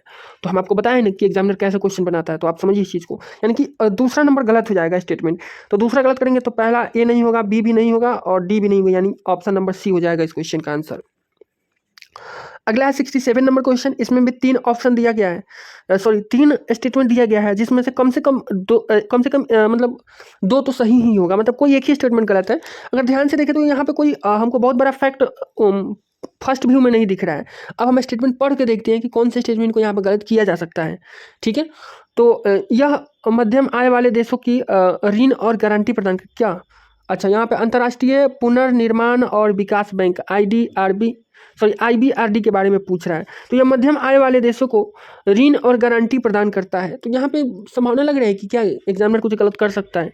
यहाँ पे मध्यम आय के जगह पे अगर अब मध्यम आय का कोई बहुत बड़ा डिफिनीशन तो है नहीं कि इसके जगह पे कुछ रख करके एक्सचेंज किया जा सकता है, तो ऐसा लग नहीं रहा है कि यहाँ पे इसको गलत किया जा सकता है। कोई बहुत बड़ा यहाँ पे फैक्ट नहीं है, कोई बहुत बड़ा एविडेंस हमको नहीं मिल रहा है, तो इसको हम सही ही मानेंगे। वह गरीब कम करने और विकासशील देशों की सहायता के लिए अकेले ही, अरे भाई ये तो पूरा एक्सट्रीम है, अकेले ही कैसे कार्य करेगा भाई? और भी बहुत सारी संस्थाएं बनी हुई हैं, बहुत सारे बैंक बने हुए हैं, थोड़ा बहुत तो वो भी कंट्रीब्यूट करते हैं ना, अकेले ही कैसे काम करेंगे? तो एक्सट्रीम हो गया। अब हम आगे नहीं पढ़ेंगे, ये दूसरा तो कंफर्म गलत है। दूसरा गलत है तो हमारा आंसर आ गया, पहला नहीं हो सकता, दूसरा नहीं हो सकता, बी नहीं हो सकता, डी भी नहीं हो सकता, यानी ऑप्शन नंबर हो जाएगा सी इस क्वेश्चन का आंसर। 68 नंबर क्वेश्चन है, आरटीजीएस और एनईएफटी के बारे में निम्नलिखित कथनों पर विचार कीजिए। तो पहला स्टेटमेंट है, आरटीजीएस के भुगतान में उसी क्षण हो जाता है, आरटीजीएस में भुगतान उसी क्षण हो जाता है, जबकि एनईएफटी में के मामले में भुगतान करने में कुछ समय लगता है। देखिए यहाँ पे जो है एग्जामिनर को गलती करने का स्कोप है, वो आरटीजीएस को एनईएफटी से इंटरचेंज कर सकता है, वो आरटीजीएस के जगह पे एनईएफटी और एनईएफटी के जगह पे आरटीजीएस कर सकता है। तो यहाँ पे हम मान के चलेंगे कि यहाँ पे एग्जामिनर के पास अवसर है तो वो गलती करेगा ही। दूसरा स्टेटमेंट है यहाँ पे, दूसरा स्टेटमेंट क्या है, अच्छा 3 स्टेटमेंट इसमें है। आरटीजीएस में ग्राहक से आवक लेन देन के लिए प्रभार लिया जाता है, जबकि एनईएफटी में ऐसा नहीं है। यहाँ भी एग्जामिनर को ऑप्शन है चेंज करने का, मतलब एग्जामिनर के पास ऐसा मौका है कि वो गलत बना सकता है। आरटीजीएस के लिए कतिपय दिनों में प्रचालन के घंटे सीमित है, जबकि एनईएफटी में ऐसा नहीं है। देखिए ये जो 3 स्टेटमेंट दिया है ना, तीनों में स्कोप है एग्जामिनर के पास कि वो जो है आरटीजीएस को एनईएफटी से इंटरचेंज कर दे और स्टेटमेंट को गलत बना दे। बहुत ही आसानी से गलत बना सकता है, तो जरूर बनाएगा भाई। अगर एग्जामिनर को मौका मिल रहा है कि स्टेटमेंट को वो गलत बनाए तो जरूर बनाएगा, हम मान के चलेंगे। तो अब लेकिन ऑप्शन अगर आप देख रहे हैं ना, तो यहाँ पे ऐसा कोई ऑप्शन नहीं दिया गया है कि इसमें से कोई सही नहीं है, मतलब कोई ना, कम से कम एक तो सही आपको बताना ही पड़ेगा। तो 2 वाले को तो हम काट देंगे कि भाई यहाँ पे एग्जामिनर को मौका है गलत करने का, तो वो भरपूर गलत करेगा। तो सी तो नहीं होगा, इसमें 2 स्टेटमेंट सही बता रहा है। बी भी नहीं होगा, इसमें भी 2 स्टेटमेंट सही बता रहा है। अब ए और डी में से ही होगा, केवल एक या केवल 3। अब इसमें से कोई भी आप एक चूज कर लीजिए। अगर आपको नॉलेज है तो नॉलेज बेसिस पे जाइए, नहीं तो दोनों में से कोई एक चूज कर लीजिए रैंडमली। हालांकि यहाँ पे आंसर ए दिया गया है, तो ऐसे देखिए यहाँ पे भी हम 50% आपको एलिमिनेट कर दिए, जहाँ पे कुछ हमको जानकारी नहीं था, थोड़ा भी लॉजिक नहीं लग रहा था। और अपना तो ये फ्री का नंबर अब आ ही गया। 69 नंबर क्वेश्चन, 5 स्टेटमेंट दिया है, 5 में से कितना सही होता है, तो 5 में से 3 सही होता है, मैंने बताया था। तो ये ऑप्शन नंबर बी हो जाएगा, केवल 3 सही आंसर आ गया। तो ये तो फ्री का नंबर है, ये सब सही आंसर है भाई, वही आंसर है, आप देख लीजिए जा करके। अब देखिए ये 70 नंबर क्वेश्चन, ये इतना बड़ा 3 स्टेटमेंट बड़ा बड़ा दिया गया है, इसमें कहीं भी हमको कोई फैक्ट नहीं नजर आ रहा है। फैक्ट नहीं नजर आ रहा है तो हम इसको जनरली सही मान करके चलेंगे, लेकिन एक बार पढ़ते हैं कि क्या कहीं पे दूसरा कोई मेथड से स्कोप है एग्जामिनर को कि एग्जामिनर गलती कर पाए। तो देखिए ये पीएम सूर्य घर मुफ्त बिजली योजना के बारे में बोल रहा है। इसका लक्ष्य आवासीय सेक्टर में 1 करोड़ घरों की छतों पर सौर पैनल लगाना है। भाई 1 करोड़ अगर लगाने का लक्ष्य होगा तभी दिया गया होगा। हालांकि यहाँ पे जो है एग्जामिनर के पास मौका है कि 1 करोड़ की जगह पे 2 करोड़, 5 करोड़, 10 करोड़ रख दे नंबर, तो थोड़ा सा इसको गलत बनाया जा सकता है, ऐसा पॉसिबिलिटीज है। बाकी अगला स्टेटमेंट, नवीन और नवीकरणीय मंत्रालय ऊर्जा मंत्रालय का लक्ष्य छतों पर सौर पैनल लगाने, उसके प्रचालन, अनुरक्षण और मरम्मत करने के विषय में आधार स्तर पर प्रशिक्षण प्रदान करना है। ठीक है, होगा। इसमें कहीं भी स्कोप नहीं एग्जामिनर गलती करे। भाई यहाँ पे कोई फैक्ट वगैरह है ही नहीं, कुछ एक्सचेंज करने का ऑफर है ही नहीं, तो कैसे यहाँ पे एग्जामिनर इसको गलती करेगा स्टेटमेंट को? नहीं भाई, ये एकदम सही है। इसका लक्ष्य क्षमता निर्माण के स्कीम घटक के अंतर्गत नए कौशल सिखाकर कौशल का उन्नयन कर 3 लाख से अधिक कुशल जनशक्ति सृजन। भाई देखिए अगर केवल 3 लाख देता ना तो हम इसको फैक्ट मानते हैं। यहाँ पे संभावना था कि भाई 3 लाख की जगह पर 5 लाख, 7 लाख, 10 लाख कुछ भी दे सकता है, लेकिन 3 लाख से अधिक बोल दिया। भाई 3 लाख से अधिक का डिफिनेशन आपको पता है, 3 करोड़ भी हो गया ना तो वो 3 लाख से अधिक ही है। तो यानी कि ये स्टेटमेंट को सही बनाने का प्रयास किया गया है से अधिक दे करके। वो चाहता तो से अधिक नहीं भी दे सकता था, लेकिन से अधिक इसलिए दिया गया है ताकि स्टेटमेंट को सही बनाया जाए। तो भाई देखिए दूसरा और तीसरा तो कंफर्म सही है। अब बात है पहले पे, तो पहले को एग्जामिनर के ऊपर है, वो गलत भी बना सकता है, वो सही भी बना सकता है। तो अगर आप चाहें तो ऑप्शन इलिमिनेट करना चाहें तो देखिए 2 और 3 तो 100% सही होगा, तो ये ऑप्शन बी और ए तो कट ही जाएगा। अब बाकी इस दोनों में आपको चूज कर लीजिए। तो मेरा तो ये रूल है कि अगर ज़्यादा वाला ऑप्शन हमारे पास अवेलेबल है तो हम ज़्यादा वाला ही चूज करेंगे। तो यानी कि यहाँ इसका जो आंसर है ना 1 2 3 हो जाएगा। ये पहला स्टेटमेंट भी सही है। ठीक है, अब अगला क्वेश्चन देखते हैं। 71 नंबर क्वेश्चन, 71 नंबर में ये बोले, गांधी जी ने विख्यात वक्तव्य राजद्रोह मेरा धर्म हो गया है कब दिया था? देखिए हमको कुछ नहीं पता है, मान लेते हैं थोड़ा देर के लिए, लेकिन हम इतना तो सोच ही सकते हैं कि लंदन में जो द्वितीय गोलमेज सम्मेलन हुआ था उसमें गांधी जी ने ऐसा कोई काम नहीं किया था कि वो राजद्रोह का काम हो। भाई वो तो देश के मतलब उस समय के सरकार के हित में वो गए थे, उसके निमंत्रण पर गए थे, तो वो राजद्रोह है ही नहीं, तो उस समय क्यों बोलेंगे गांधी जी? तो ये तो सी तो नहीं होगा, ये तो कन्फर्म हम इसको हटा देंगे। बाकी चंपारण सत्याग्रह के समय जो है अंग्रेजों का इन्होंने विरोध किया था, तो हो सकता है कि बोले होंगे। दांडी में नमक कानून का सार्वजनिक रूप से उल्लंघन करने के समय भी बोले होंगे कि उन्होंने कानून को तोड़ा था। भारत छोड़ो आंदोलन के प्रारंभ, अब देखिए भारत छोड़ो आंदोलन के प्रारंभ के समय जो है प्रारंभ में ही ये लोग गिरफ्तार हो गए थे। भारत छोड़ो आंदोलन शुरू हुआ था और 1 घंटे के अंदर में ऑपरेशन 0 आवर के तहत ही ये गिरफ्तार हो गए थे, तो जेल में से तो नहीं ही बोलेंगे, इतना तो हम मान ही लेंगे। ऑप्शन डी को भी हम काट देंगे। बाकी इस दोनों में से किसी एक को चूज करेंगे, तो यहाँ पे बी इसका आंसर हो जाएगा। तो 50% यहाँ पे हम एलिमिनेट कर पाए हैं।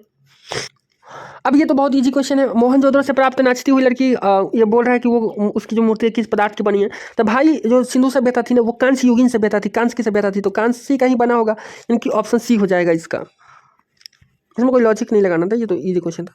चौरी चौरा घटना के परिणाम स्वरूप बंदी बनाए गए लोगों को किसके किसके विधिक प्रतिरक्षा प्रदान, मतलब किसने उनको वकील दिया, मतलब किसने उनकी रक्षा के लिए कोर्ट में केस लड़ा, ये पूछा जा रहा है। अब यहाँ पे हमको कुछ नहीं पता है, तभी हम ये दो ऑप्शन ए और डी काट सकते हैं। क्यों काट सकते हैं?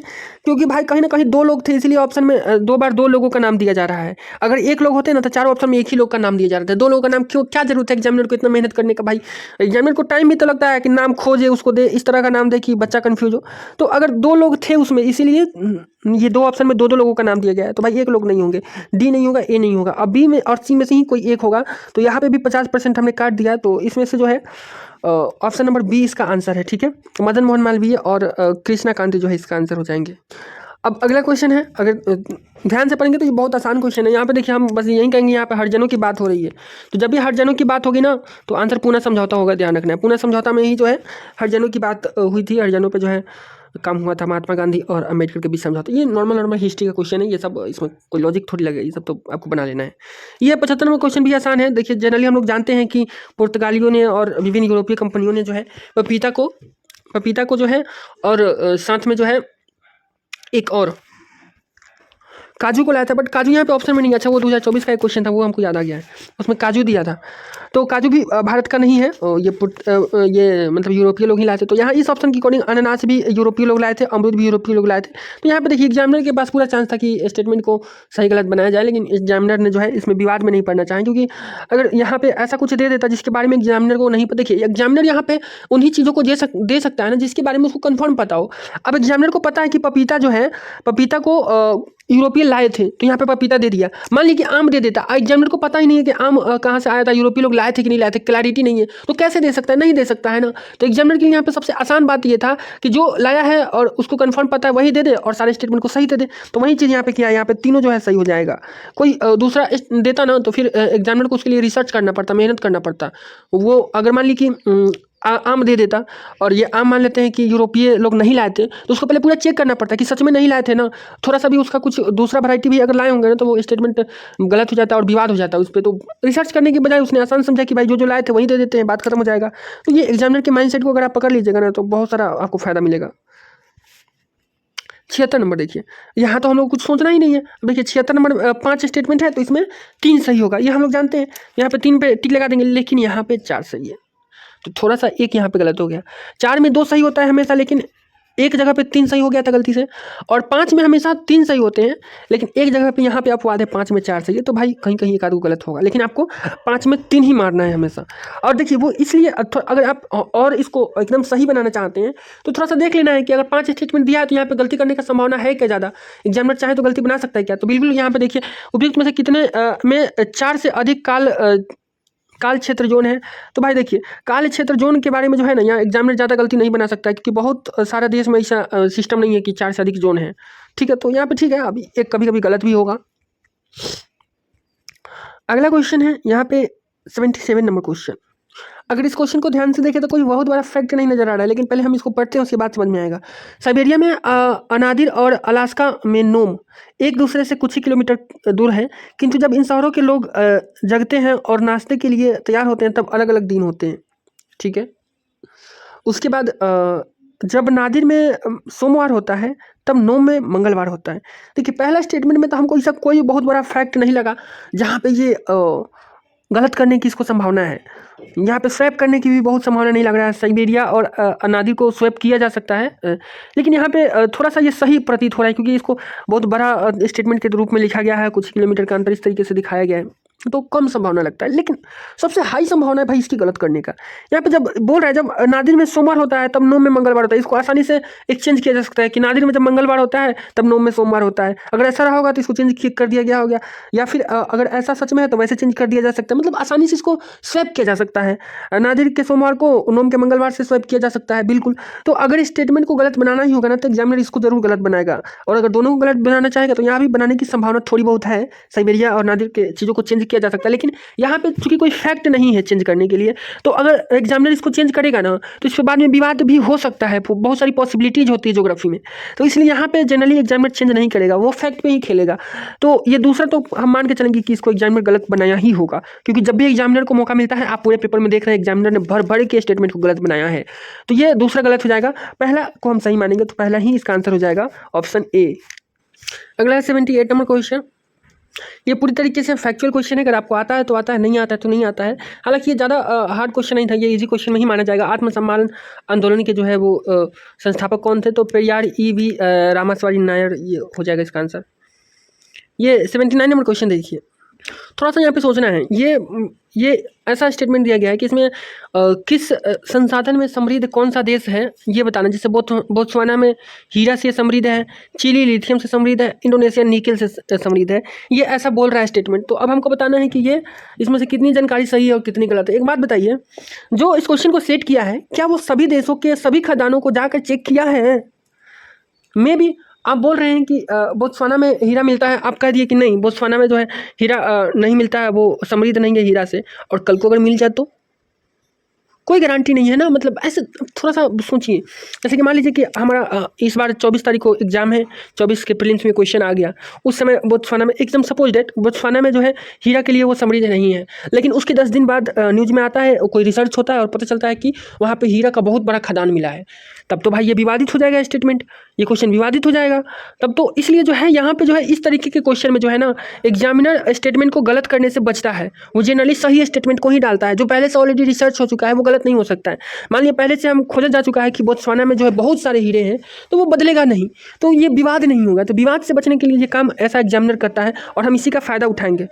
इसलिए यहाँ पे ये एग्जामिनर ने सारे स्टेटमेंट को सही दिया है, तो ये यहाँ पे सभी 3 हो जाएगा आंसर। तो ये थोड़ा सा कॉन्सेप्चुअल चीज़ है, बहुत लोगों को ये सब चीज़ें पल्ले नहीं पड़ रही होगी कि ये सब क्या बकवास हो रहा है। तो ठीक है भाई, सब कोई को अगर समझ में आ जाएगा ये सारा डीप थिंकिंग, तो फिर सब कोई पास भी तो हो जाएगा ना। तो सब कोई पास तो हो नहीं सकता है, तो ठीक है, अब देख लीजिए। अब यहाँ पे देखिए, अभी यहाँ पे भी 3 स्टेटमेंट दिया गया है, और एक तरफ क्षेत्र दिया गया है, एक तरफ देश दिया गया। एक बात बताइए, किसी देश का अगर कोई क्षेत्र है तो वो कभी बदलेगा? जैसे भारत में दिल्ली है तो है, ये एक फैक्ट है, प्योर फैक्ट है। तो अगर दिल्ली के सामने अगर हम नई दिल्ली लिखे और उसके सामने कोई और देश का नाम लिखे तो वो हमेशा गलत होगा, किसी भी पॉसिबिलिटी में वो सही नहीं हो सकता है। अगर यहाँ पे हम पटना लिखे और वो उसके सामने बिहार नहीं लिख के कोई और राज्य लिखते तो वो 100% गलत होगा, कोई इसका तोड़ ही नहीं है। हाँ, आप ये निकाल सकते हैं कि पटना छोटा सा देश, राजधानी किसी और, पटना किसी और जगह का भी नाम हो, तो वो सब चीज़ें यहाँ पे कंसीडर नहीं की जा सकती है। तो इसमें जो है एग्जामिनर जो है इसके पास जो है पूरा गलती करने का स्कोप है। मतलब एग्जामिनर चाहे तो सारे स्टेटमेंट को यहाँ पे गलत बना सकता है, ठीक है। तो 2 तो नहीं होगा सही, 3 भी पूरा का पूरा सही नहीं बनाएगा। जब एग्जामिनर के पास मौका है गलत करने का, तो वो पूरा का पूरा सही नहीं बनाएगा। कम से कम कोई एक तो गलत करेगा ही, 2 गलत करेगा ही। तो हमको जहाँ तक लग रहा है 3 में से या तो 2 गलत करेगा, नहीं तो तीनों का तीनों गलत करेगा। हर बार हम ऐसा ही एलिमिनेशन लगा रहे हैं, इस क्वेश्चन में भी ऐसा ही लगाएंगे। तो या तो आंसर ए होगा और नहीं तो डी होगा। हालांकि यहाँ पे आंसर डी है, कोई इसमें सम्मिलित नहीं है, ठीक है, सब अलग अलग दिया है। तो यहाँ पे भी 50% एलिमिनेट हो गया है। चलिए 81 नंबर क्वेश्चन देखते हैं। यहाँ पे जो है 2 कथन दिया गया है, दोनों में से किसी में कोई हमको बहुत बड़ा फैक्ट नहीं नजर आ रहा है, लेकिन फिर हम एक बार देखेंगे कि क्या कह रहा है।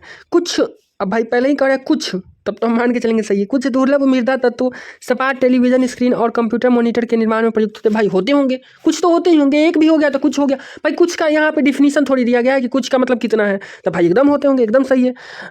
कुछ दुर्लभ मृदा तत्वों में स्फुरदीप्त गुण होते हैं। भाई होते होंगे, कुछ दे दिया है तो बस होते होंगे। यहाँ ये तो मतलब समझिए गिफ्ट वाला क्वेश्चन, यहाँ तो कुछ देख करके हम मार देंगे कि दोनों सही है।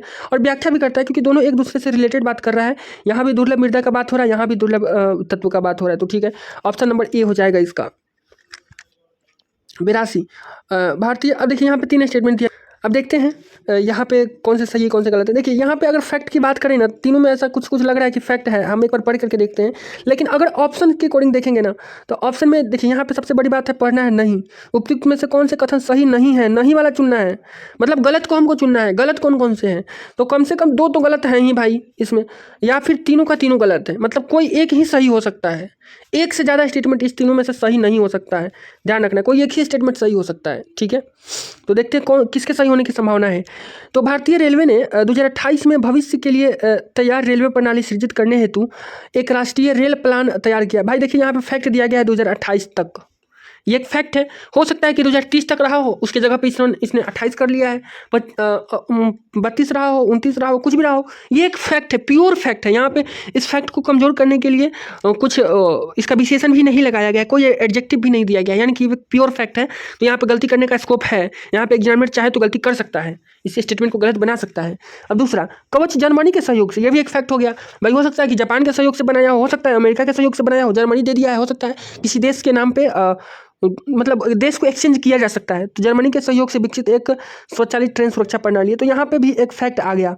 अच्छा, तीसरा स्टेटमेंट, कवच प्रणाली में स्टेशन सेक्शन के ट्रैक पर लगे हुए RFID टैग होते हैं। तो ये यहाँ पे कोई ऐसा फैक्ट नहीं है जिसको ये चेंज कर सकता है। RFID को किसी और चीज़ से आप चेंज कर सकते हैं, लेकिन वहाँ पे विवाद हो सकता है, क्योंकि हो सकता है कि कोई जो चीज़ आप डाल रहे हैं यहाँ पे हो सकता है वो भी लगाओ। आप कंफर्म रिसर्च तो किए नहीं है, लेकिन सबसे आसान क्या है? सबसे आसान है यहाँ पे 2028 को बदलना और जर्मनी को बदलना। तो हम इसी दोनों को गलत मानेंगे। दो हमको गलत चुनना है ना, कम से कम दो गलत चुनना है, तीन भी गलत हम चुन सकते हैं, इसको भी हम गलत मान सकते हैं, लेकिन हम ऐसा मान के चलेंगे कि भाई एग्जामिनर एक तो कम से कम सही बनाएगा ही। तो तीन को अगर सही बनाएगा, दो को एक और दो को गलत बनाएगा, और गलत ही हमको चुनना है, तो 1 और 2 गलत है, यानी कि ऑप्शन नंबर ए हो जाएगा इसका।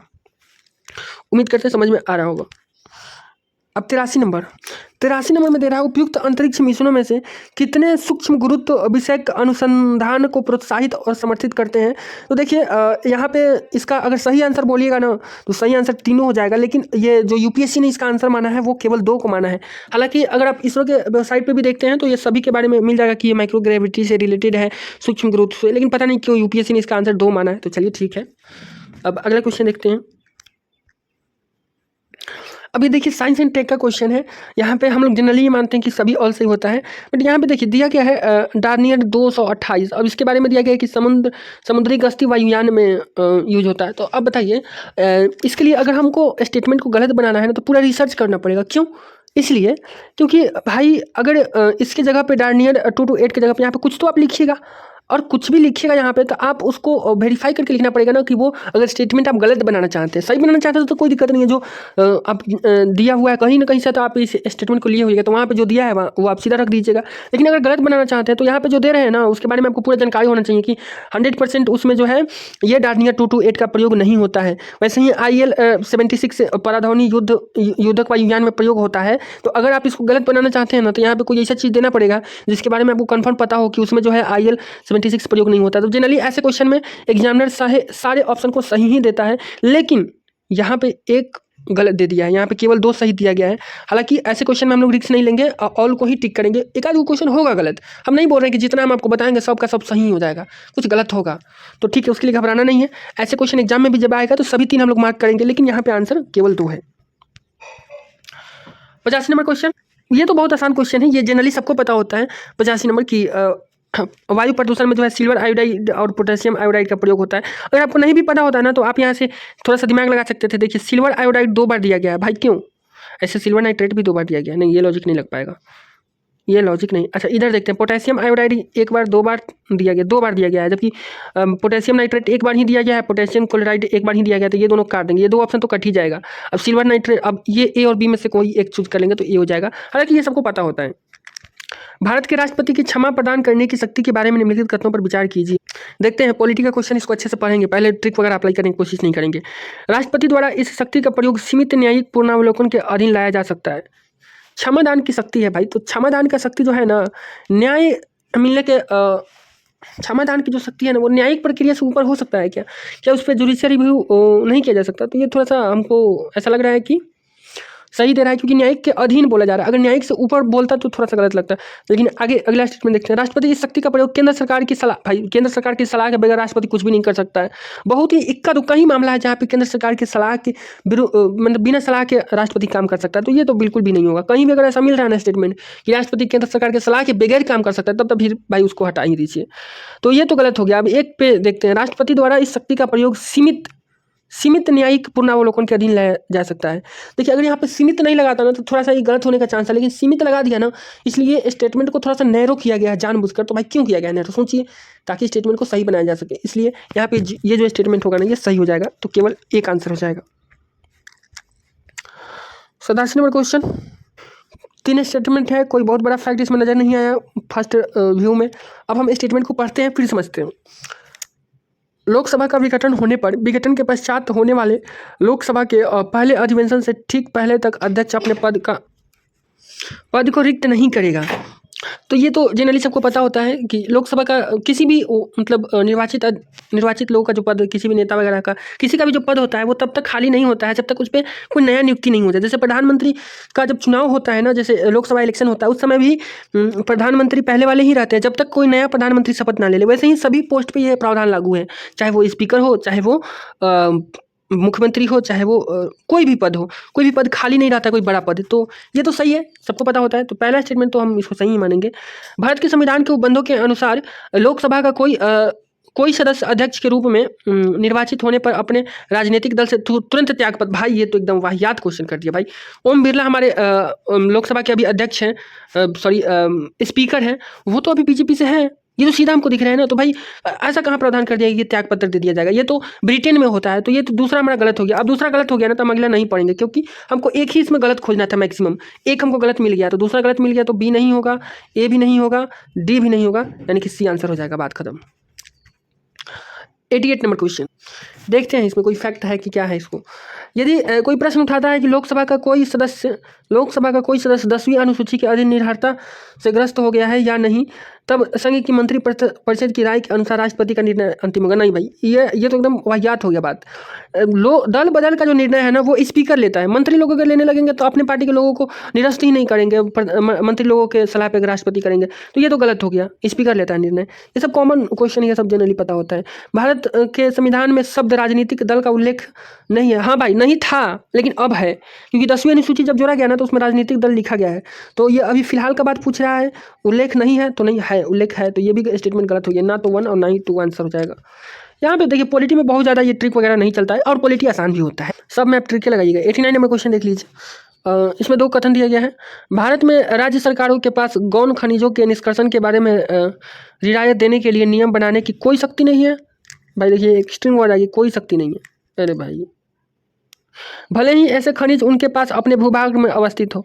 देखिए ये लाइन बाद वाला देकर के और इस स्टेटमेंट को रॉन्ग बनाने की तरफ ले गया है ताकि इस पर कोई क्लेम ना करे।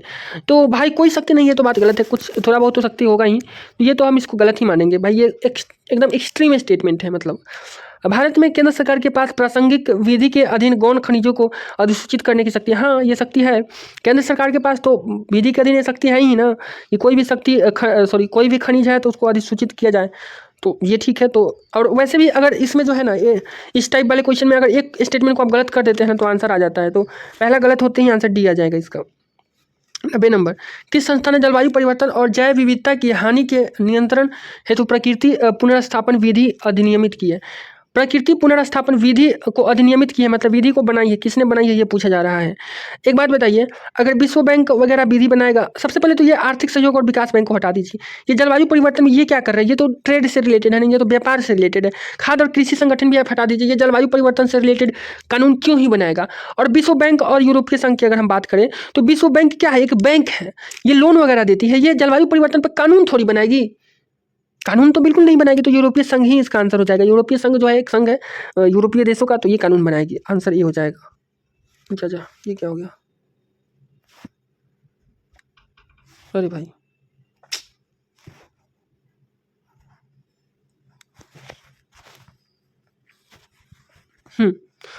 तो अब अगला क्वेश्चन देखते हैं। Question number 91।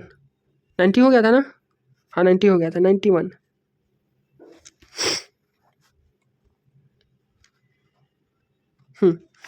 3 स्टेटमेंट है, वहीं इसमें से मैक्सिमम अब यहाँ देखिए, यहाँ पे ध्यान से क्वेश्चन पढ़ना है। सही नहीं पूछ रहा है, तो अगर सही नहीं पूछ रहा है मतलब गलत पूछ रहा है, तो मैक्सिमम एक स्टेटमेंट भी ही इसमें से सही होगा, बाकी 2 स्टेटमेंट गलत होगा। तो ये हमको हिंट मिल गया कि कोई एक स्टेटमेंट को हमको सही खोज लेना है, कौन सा एक स्टेटमेंट सही है। अगर वो सही हो गया तो ये एलिमिनेट हो जाएगा। तो देखिए, मध्यवर्ती स्तर पर पंचायतें सभी राज्यों में विद्यमान होती है। तो सभी राज्यों में विद्यमान होती है, ये थोड़ा सा एक्सट्रीम नहीं लगा? हमने तो ये पढ़ा है कि पूर्वोत्तर के बहुत सारे राज्यों में ये विद्यमान नहीं है पंचायती राज। तो ये तो पहला तो स्टेटमेंट भाई गलत हो जाएगा, हम ये तो इसको गलत मानेंगे। मध्यवर्ती स्तर पर किसी पंचायत के सदस्य होने हेतु पात्र होने के लिए किसी व्यक्ति को 30 वर्ष, अरे भाई पगला गया होगा। देखिए फैक्ट पे ही खेलता है, हम आपको बार बार बता रहे हैं ना, जहाँ भी गलती करना होगा ना इसको फैक्ट पे ही गलती करेगा। 30 वर्ष थोड़ी होता है, 18 वर्ष होता है ना। और 21 वर्ष होता है चुनाव लड़ने के लिए, 18 वर्ष होता है वोट देने के लिए। तो यहाँ बोल रहा है किसी पंचायत के सदस्य होने हेतु, तो भाई सदस्य होने हेतु 18 वर्ष हो जाएगा किसी, तो ये भी गलत हो गया। किसी राज्य का मुख्यमंत्री मध्यवर्ती स्तरों पर पंचायतों की वित्तीय दशा के पुनरीक्षण के लिए और राज्य द्वारा उद्गृहित करों और शुल्कों के निवल आगम को मध्यवर्ती स्तर पर राज्य और पंचायतों के बीच वितरित करने हेतु सिफारिश करने के लिए एक आयोग का गठन। भाई देखिए, आयोग वगैरह का जब भी गठन होता है ना, तो केंद्र में राष्ट्रपति करता है और राज्य में राज्यपाल करता है, मुख्यमंत्री थोड़ी करता है भाई। तो हम तो यहाँ पकड़ लेंगे कि यहाँ राज्यपाल को मुख्यमंत्री से रिप्लेस किया गया है। हम आपको बार बार बोल रहे हैं फैक्ट पे ही खेलेगा। तो मुख्यमंत्री को राज्यपाल से रिप्लेस कर दिया गया है, राज्यपाल को मुख्यमंत्री से कई बार रिप्लेस कर दिया जाता है, तो वही काम किया गया। ये भी स्टेटमेंट गलत हो गया, कोई सही नहीं है। हम बोलेंगे कोई सही नहीं है, यानी कि ऑप्शन 1 2 3 तीनों में से कोई सही नहीं है, ठीक है। अब देखिए, बिम्स्टेक के बारे में पूछ रहा है ना, बिम्स्टेक के बारे में बहुत सारा स्टेटमेंट दिया है, सारे स्टेटमेंट मतलब वो फैक्ट ही फैक्ट डाल दिया है। तो जब भी फैक्ट वाला स्टेटमेंट आएगा ना, तो आप मान के चलिएगा कि एग्जामिनर मैक्सिमम से मैक्सिमम क्वेश्चन को गलत स्टेटमेंट को गलत करना चाहेगा, इसीलिए वो फैक्ट को डाल रहा है। अब देखिए, यह जनवरी 2025 तक 7 देशों से मिलकर बना एक क्षेत्रीय संगठन है, ठीक है। ये यहाँ पे 7 देश दिया है, यहाँ पे 2025 दिया है, ये फैक्ट है, तो गलत होने की पॉसिबिलिटीज़ है। या ढाका घोषणा 1999 पर हस्ताक्षर होने पर के साथ अस्तित्व में, यह भी एक फैक्ट है। ढाका घोषणा एक फैक्ट हो गया। हो सकता है कि नेपाल घोषणा हो सकता है, दिल्ली घोषणा हो, बहुत सारा पॉसिबिलिटीज़ है। इसको रिप्लेस किया जा सकता है, मतलब 99 को बदला जा सकता है। उसके बाद बांग्लादेश, भारत, श्रीलंका, थाईलैंड और नेपाल बिम्स्टेक के संस्थापक सदस्य। यहाँ भी इसको पूरा है इसको चेंज करने का। मान लेते हैं कि श्रीलंका नहीं रहा होगा संस्थापक देश में, भारत नहीं रहा होगा, तो बदला जा सकता है, मतलब गलत करने का स्कोप है। बिम्स्टेक में पर्यटन उप क्षेत्र का नेतृत्व भारत कर रहा है। तो देखिए, अगर ये गलत करने का स्कोप थोड़ा सा हमको कम लग रहा है, लेकिन फिर भी बिम्स्टेक में पर्यटन उप क्षेत्र का नेतृत्व भारत कर रहा है। देखिए, भारत कर रहा होगा तभी जनरली देता है, तो हम इसको थोड़ा सा देखने की कोशिश करते हैं। यहाँ पे अगर ऑप्शन की हम बात करें तो सब ऑप्शन में दो दिया है, लेकिन एक में एक दिया। भाई क्यों? सोचने वाली बात है ना कहीं यही आंसर है तभी। और ये भी तो सोचना है कि सारे स्टेटमेंट में फैक्ट दिया है, मतलब फैक्ट वाला में मैक्सिमम स्टेटमेंट गलत ही होगा, तो केवल 1 या 2 स्टेटमेंट सही होगा। तो यहाँ पे 2 दिया है, काट देंगे, केवल 1 दिया, यही आंसर हो जाएगा। यही स्टेटमेंट इसका केवल सही है, क्योंकि हम एकदम मिनिमम स्टेटमेंट को खोजेंगे जो सही है, क्योंकि फैक्ट वाला क्वेश्चन है ये, तो इसमें मैक्सिमम गलत होगा। ये बार बार हम बता रहे हैं, ठीक है। अब यहाँ पे ये चौथा स्टेटमेंट हमको लग रहा था सही होगा, लेकिन ये भी गलत है। तो बहुत सारे लोग कन्फ्यूज होकर यहाँ पे सी भी जा सकते थे, जो कि ऑब्वियस बात है, बट यहाँ पे आंसर डी है, ठीक है। अब अगला 93 नंबर क्वेश्चन है। अब इसमें ये बोल रहा है कि गांधी शांति पुरस्कार के प्राप्तकर्ता का चयन करने के लिए एक जूरी बनता है, उसमें कौन कौन शामिल है। तो भाई किसी भी जूरी में प्रधानमंत्री और राष्ट्रपति साथ में शामिल नहीं हो सकते हैं, अलग अलग शामिल हो सकते हैं। मतलब दोनों लोग क्यों साथ में शामिल होंगे, कोई मतलब ही नहीं बनता है। तो हम बी और डी को तो काट ही देंगे, क्योंकि इसमें दोनों 1 और 3 दोनों दिया गया है। और अगर थोड़ा सा कॉमन सेंस लगा करके सोचे ना, तो किसी भी पुरस्कार को जो है ना राष्ट्रपति अपने हाथ से देते हैं। तो अगर वो पुरस्कार दे रहे हैं तो वो चुनाव नहीं करेंगे कि इसमें किसको पुरस्कार दिया जाएगा, तो चुनाव करने में प्रधानमंत्री को ही शामिल किया जाएगा, यानी कि 1 तो नहीं होगा शामिल, 2 ही होगा, ठीक है। तो ऐसे भी अगर हम देखें तो बी और डी कट जाएगा, तो 2 होगा। अब हमको इसमें ये देखना है कि 2 और 4 तो कंफर्म हो जाएगा, 3 को खाली देखना है कि 3 होगा या नहीं। 3 यानी कि भारत का मुख्य न्यायाधीश। तो हम जनरली जब भी ऐसा सिचुएशन आता है तो थोड़ा सा कॉमन सेंस लगाते हैं। एक बात बताइए, अगर हम ऑप्शन ए की तरफ जाते हैं तो ऑप्शन ए कहता है कि 2 और 4 मतलब भारत का प्रधानमंत्री और नेता प्रतिपक्ष, अगर ये दोनों लोग केवल चुनेंगे तो भाई बहुमत कैसे आएगा। मान लीजिए किसी एक व्यक्ति के सपोर्ट में मुख्य मतलब नेता प्रतिपक्ष बोलेंगे और दूसरे के सपोर्ट में प्रधानमंत्री बोलेंगे, फिर अगर कोई उसको नहीं सेलेक्ट किया जाएगा, फिर दूसरे के पक्ष में प्रधानमंत्री बोलेंगे, फिर किसी तीसरे के पक्ष में नेता प्रतिपक्ष बोलेंगे, तो सहमति बन ही नहीं पाएगा। बहुमत कहाँ है यहाँ पे, तो यानी कि इवन नंबर नहीं हो सकता, हमेशा ऑड नंबर होगा। मतलब 3 लोग होंगे, 5 लोग होंगे, 7 लोग होंगे, 9 लोग होंगे, ऐसे होंगे। 2 4 6 8 लोग नहीं हो सकते, नहीं तो वहाँ पे चुनाव किया ही नहीं जा सकता है, मतलब वहाँ पे टाई हो जाएगा। इसलिए जो है हम तीसरे के पक्ष में जाएंगे, सी के पक्ष में जाएंगे, 2 3 और 4। तो थोड़ा सा कॉमन सेंस यूज करना था यहाँ पे। 94 नंबर क्वेश्चन। अब इसमें गगन के बारे में पूछ रहा है। गगन आप सबको पता है कि नेविगेशन सिस्टम है भारत का। तो अब देखते हैं यहाँ पे कोई अगर फैक्ट होगा तो गलत होने का संभावना होगा। हमको पहली नज़र में तो नहीं दिख रहा है, आगे पढ़ के देखते हैं। इसे अतिरिक्त सटीकता और विश्वसनीयता प्रदान करने के लिए अविकल्प, बिल्कुल भाई सटीकता प्रदान करने के लिए ही किया जाएगा। इसमें और अधिक एक रूप और उच्च गुणवत्ता का वायु यातायात पर बिल्कुल और अधिक, भाई पहले की तुलना में तो अधिक ही इसको गुणवत्तापूर्ण बनाया जाएगा ना, तो ये तो जनरल स्टेटमेंट है, सही है। इसके लाभ केवल यहाँ पे ध्यान दीजिए, केवल विमानन क्षेत्र में ही मिलेंगे किंतु परिवहन के अन्य प्रकारों में नहीं। ये एक्सट्रीम हो गया। साइंस एंड टेक में जब भी ऐसा क्वेश्चन आएगा गलत होगा। कोई भी नया चीज़ बनाया जाएगा ना तो कोशिश किया जाएगा कि मल्टी डायमेंशन में वो यूज हो, मल्टी काम पर्पस के लिए यूज हो, तो ये ऐसा तो नहीं होगा। तो ये तीसरा नंबर गलत हो जाएगा, यानी कि तीसरा गलत हो गया, तो 1 और 2 यानी कि डी आंसर हो जाएगा इसका। 95 ग्रैंड पहले पेरिस में फरवरी 2025 में आयोजित एआई एक्शन समिट के बारे में निम्नलिखित कथनों पर विचार कीजिए। एआई एक्शन समिट के बारे में हमको तो पहले ही स्टेटमेंट में इतना सारा फैक्ट दिख रहा है, तो देख लेंगे 23-24 ये सब फैक्ट ही है। भारत की सह अध्यक्षता में इस शिखर सम्मेलन में 2023 में संपन्न बेलेचली पार्क शिखर सम्मेलन और 2024 में संपन्न सियोल शिखर सम्मेलन में की गई पहलों को आगे विकसित किया गया। देखिए यहाँ पे दिया गया है इस शिखर सम्मेलन में 2023 में संपन्न बेलेचली पार्क, ये एक फैक्ट है। फिर उसके बाद 2024 में संपन्न सियोल शिखर सम्मेलन, ये भी एक फैक्ट है, ठीक है। सम्मेलन में की गई हटा देते हैं पहलों की विकसित किया गया। तो देखिए ये इसमें 2 फैक्ट है, तो इसको गलती होने का संभावना है। अगला देखते हैं स्टेटमेंट। अगला स्टेटमेंट में ये है, अन्य देशों के साथ यूएस और यूके ने भी समावेशी और सतत एआई विषय घोषणा पत्र। भाई इसको तो देख के हम पहले ही काट देंगे। एक बात बताइए, यहाँ पे इसको ये लिखने का क्या जरूरत था कि यूएस और यूके ने भी? अरे भाई क्यों ने भी, क्यों? मतलब साइन करेगा तो सब एक साथ ही करेगा, ने भी लगाने का क्या जरूरत था? कहीं ना कहीं कुछ झोल है यहाँ पे। अब एक्चुअल सिचुएशन देखिएगा ना, तो यूएस और यूके ने इस पर साइन नहीं किया था, इसीलिए इसने इसको उल्टा डाल दिया कि यूएस और यूके ने भी साइन किया। भाई ने भी लगाने का क्या मतलब है? जब सब देश साइन कर रहे हैं तो यूएस और यूके भी साइन करेगा ही, तो ने भी लगा दिया, इसका मतलब है कि ये साइन नहीं किया होगा, तभी इसको गलत बनाने के लिए यहाँ पर दे दिया कि इसने भी साइन किया। तो ये तो स्टेटमेंट गलत हो गया। पहला स्टेटमेंट पे अब एक बार फिर से आते हैं। तो भारत की सह अध्यक्षता में शिखर सम्मेलन में 23 में संपन्न बेलेचली पार्क शिखर सम्मेलन और 24 में संपन्न सियोल शिखर सम्मेलन में की गई पहलों को आगे विकसित किया गया। देखिए यहाँ पे फैक्ट है, लेकिन वो स्ट्रॉन्ग फैक्ट नहीं है। मतलब 2023 में संपन्न बेलेचली पार्क है, तो हो सकता है कि ये 2023 में संपन्न 24 में हुआ हो, और ये 24 में सियोल शिखर सम्मेलन 23 में हुआ हो, ऐसा पॉसिबिलिटीज है। लेकिन इस तरीके का जो है ना, जनरली ये वीक फैक्ट है। एक होता है एकदम पूरा 100% फैक्ट, एक होता है वीक फैक्ट, मतलब वो पूरी तरीके से फैक्ट नहीं होता है। तो ये वाला सिचुएशन है, तो यहाँ पे एग्जामिनर रिस्क नहीं लेगा, तो यहाँ पे गलती करने का चांस कम है, तो इसको सही ही मानेंगे हम। ये प्योर फैक्ट नहीं है तो गलत नहीं मानेंगे, तो ये केवल इसका 1 सही हो जाएगा, ऑप्शन नंबर ए हो जाएगा इसका। 96 नंबर देखते हैं। 96 में जो है ना, हमारा लॉजिक पूरी तरीके से फेल कर गया, हम इस बात को एक्सेप्ट करते हैं। सबसे पहली बात तो यह है कि 96 का हमारा लॉजिक ये कहता है कि 4 में 2 सही होता है, 4 में 2 सही होता है, जबकि यहाँ 4 में चारों सही है। दूसरा हमारा लॉजिक ये कहता है कि फैक्ट जब भी दिया होता है ना, मोस्ट ऑफ द केस में वो गलत होता है, 90% संभावना होता है।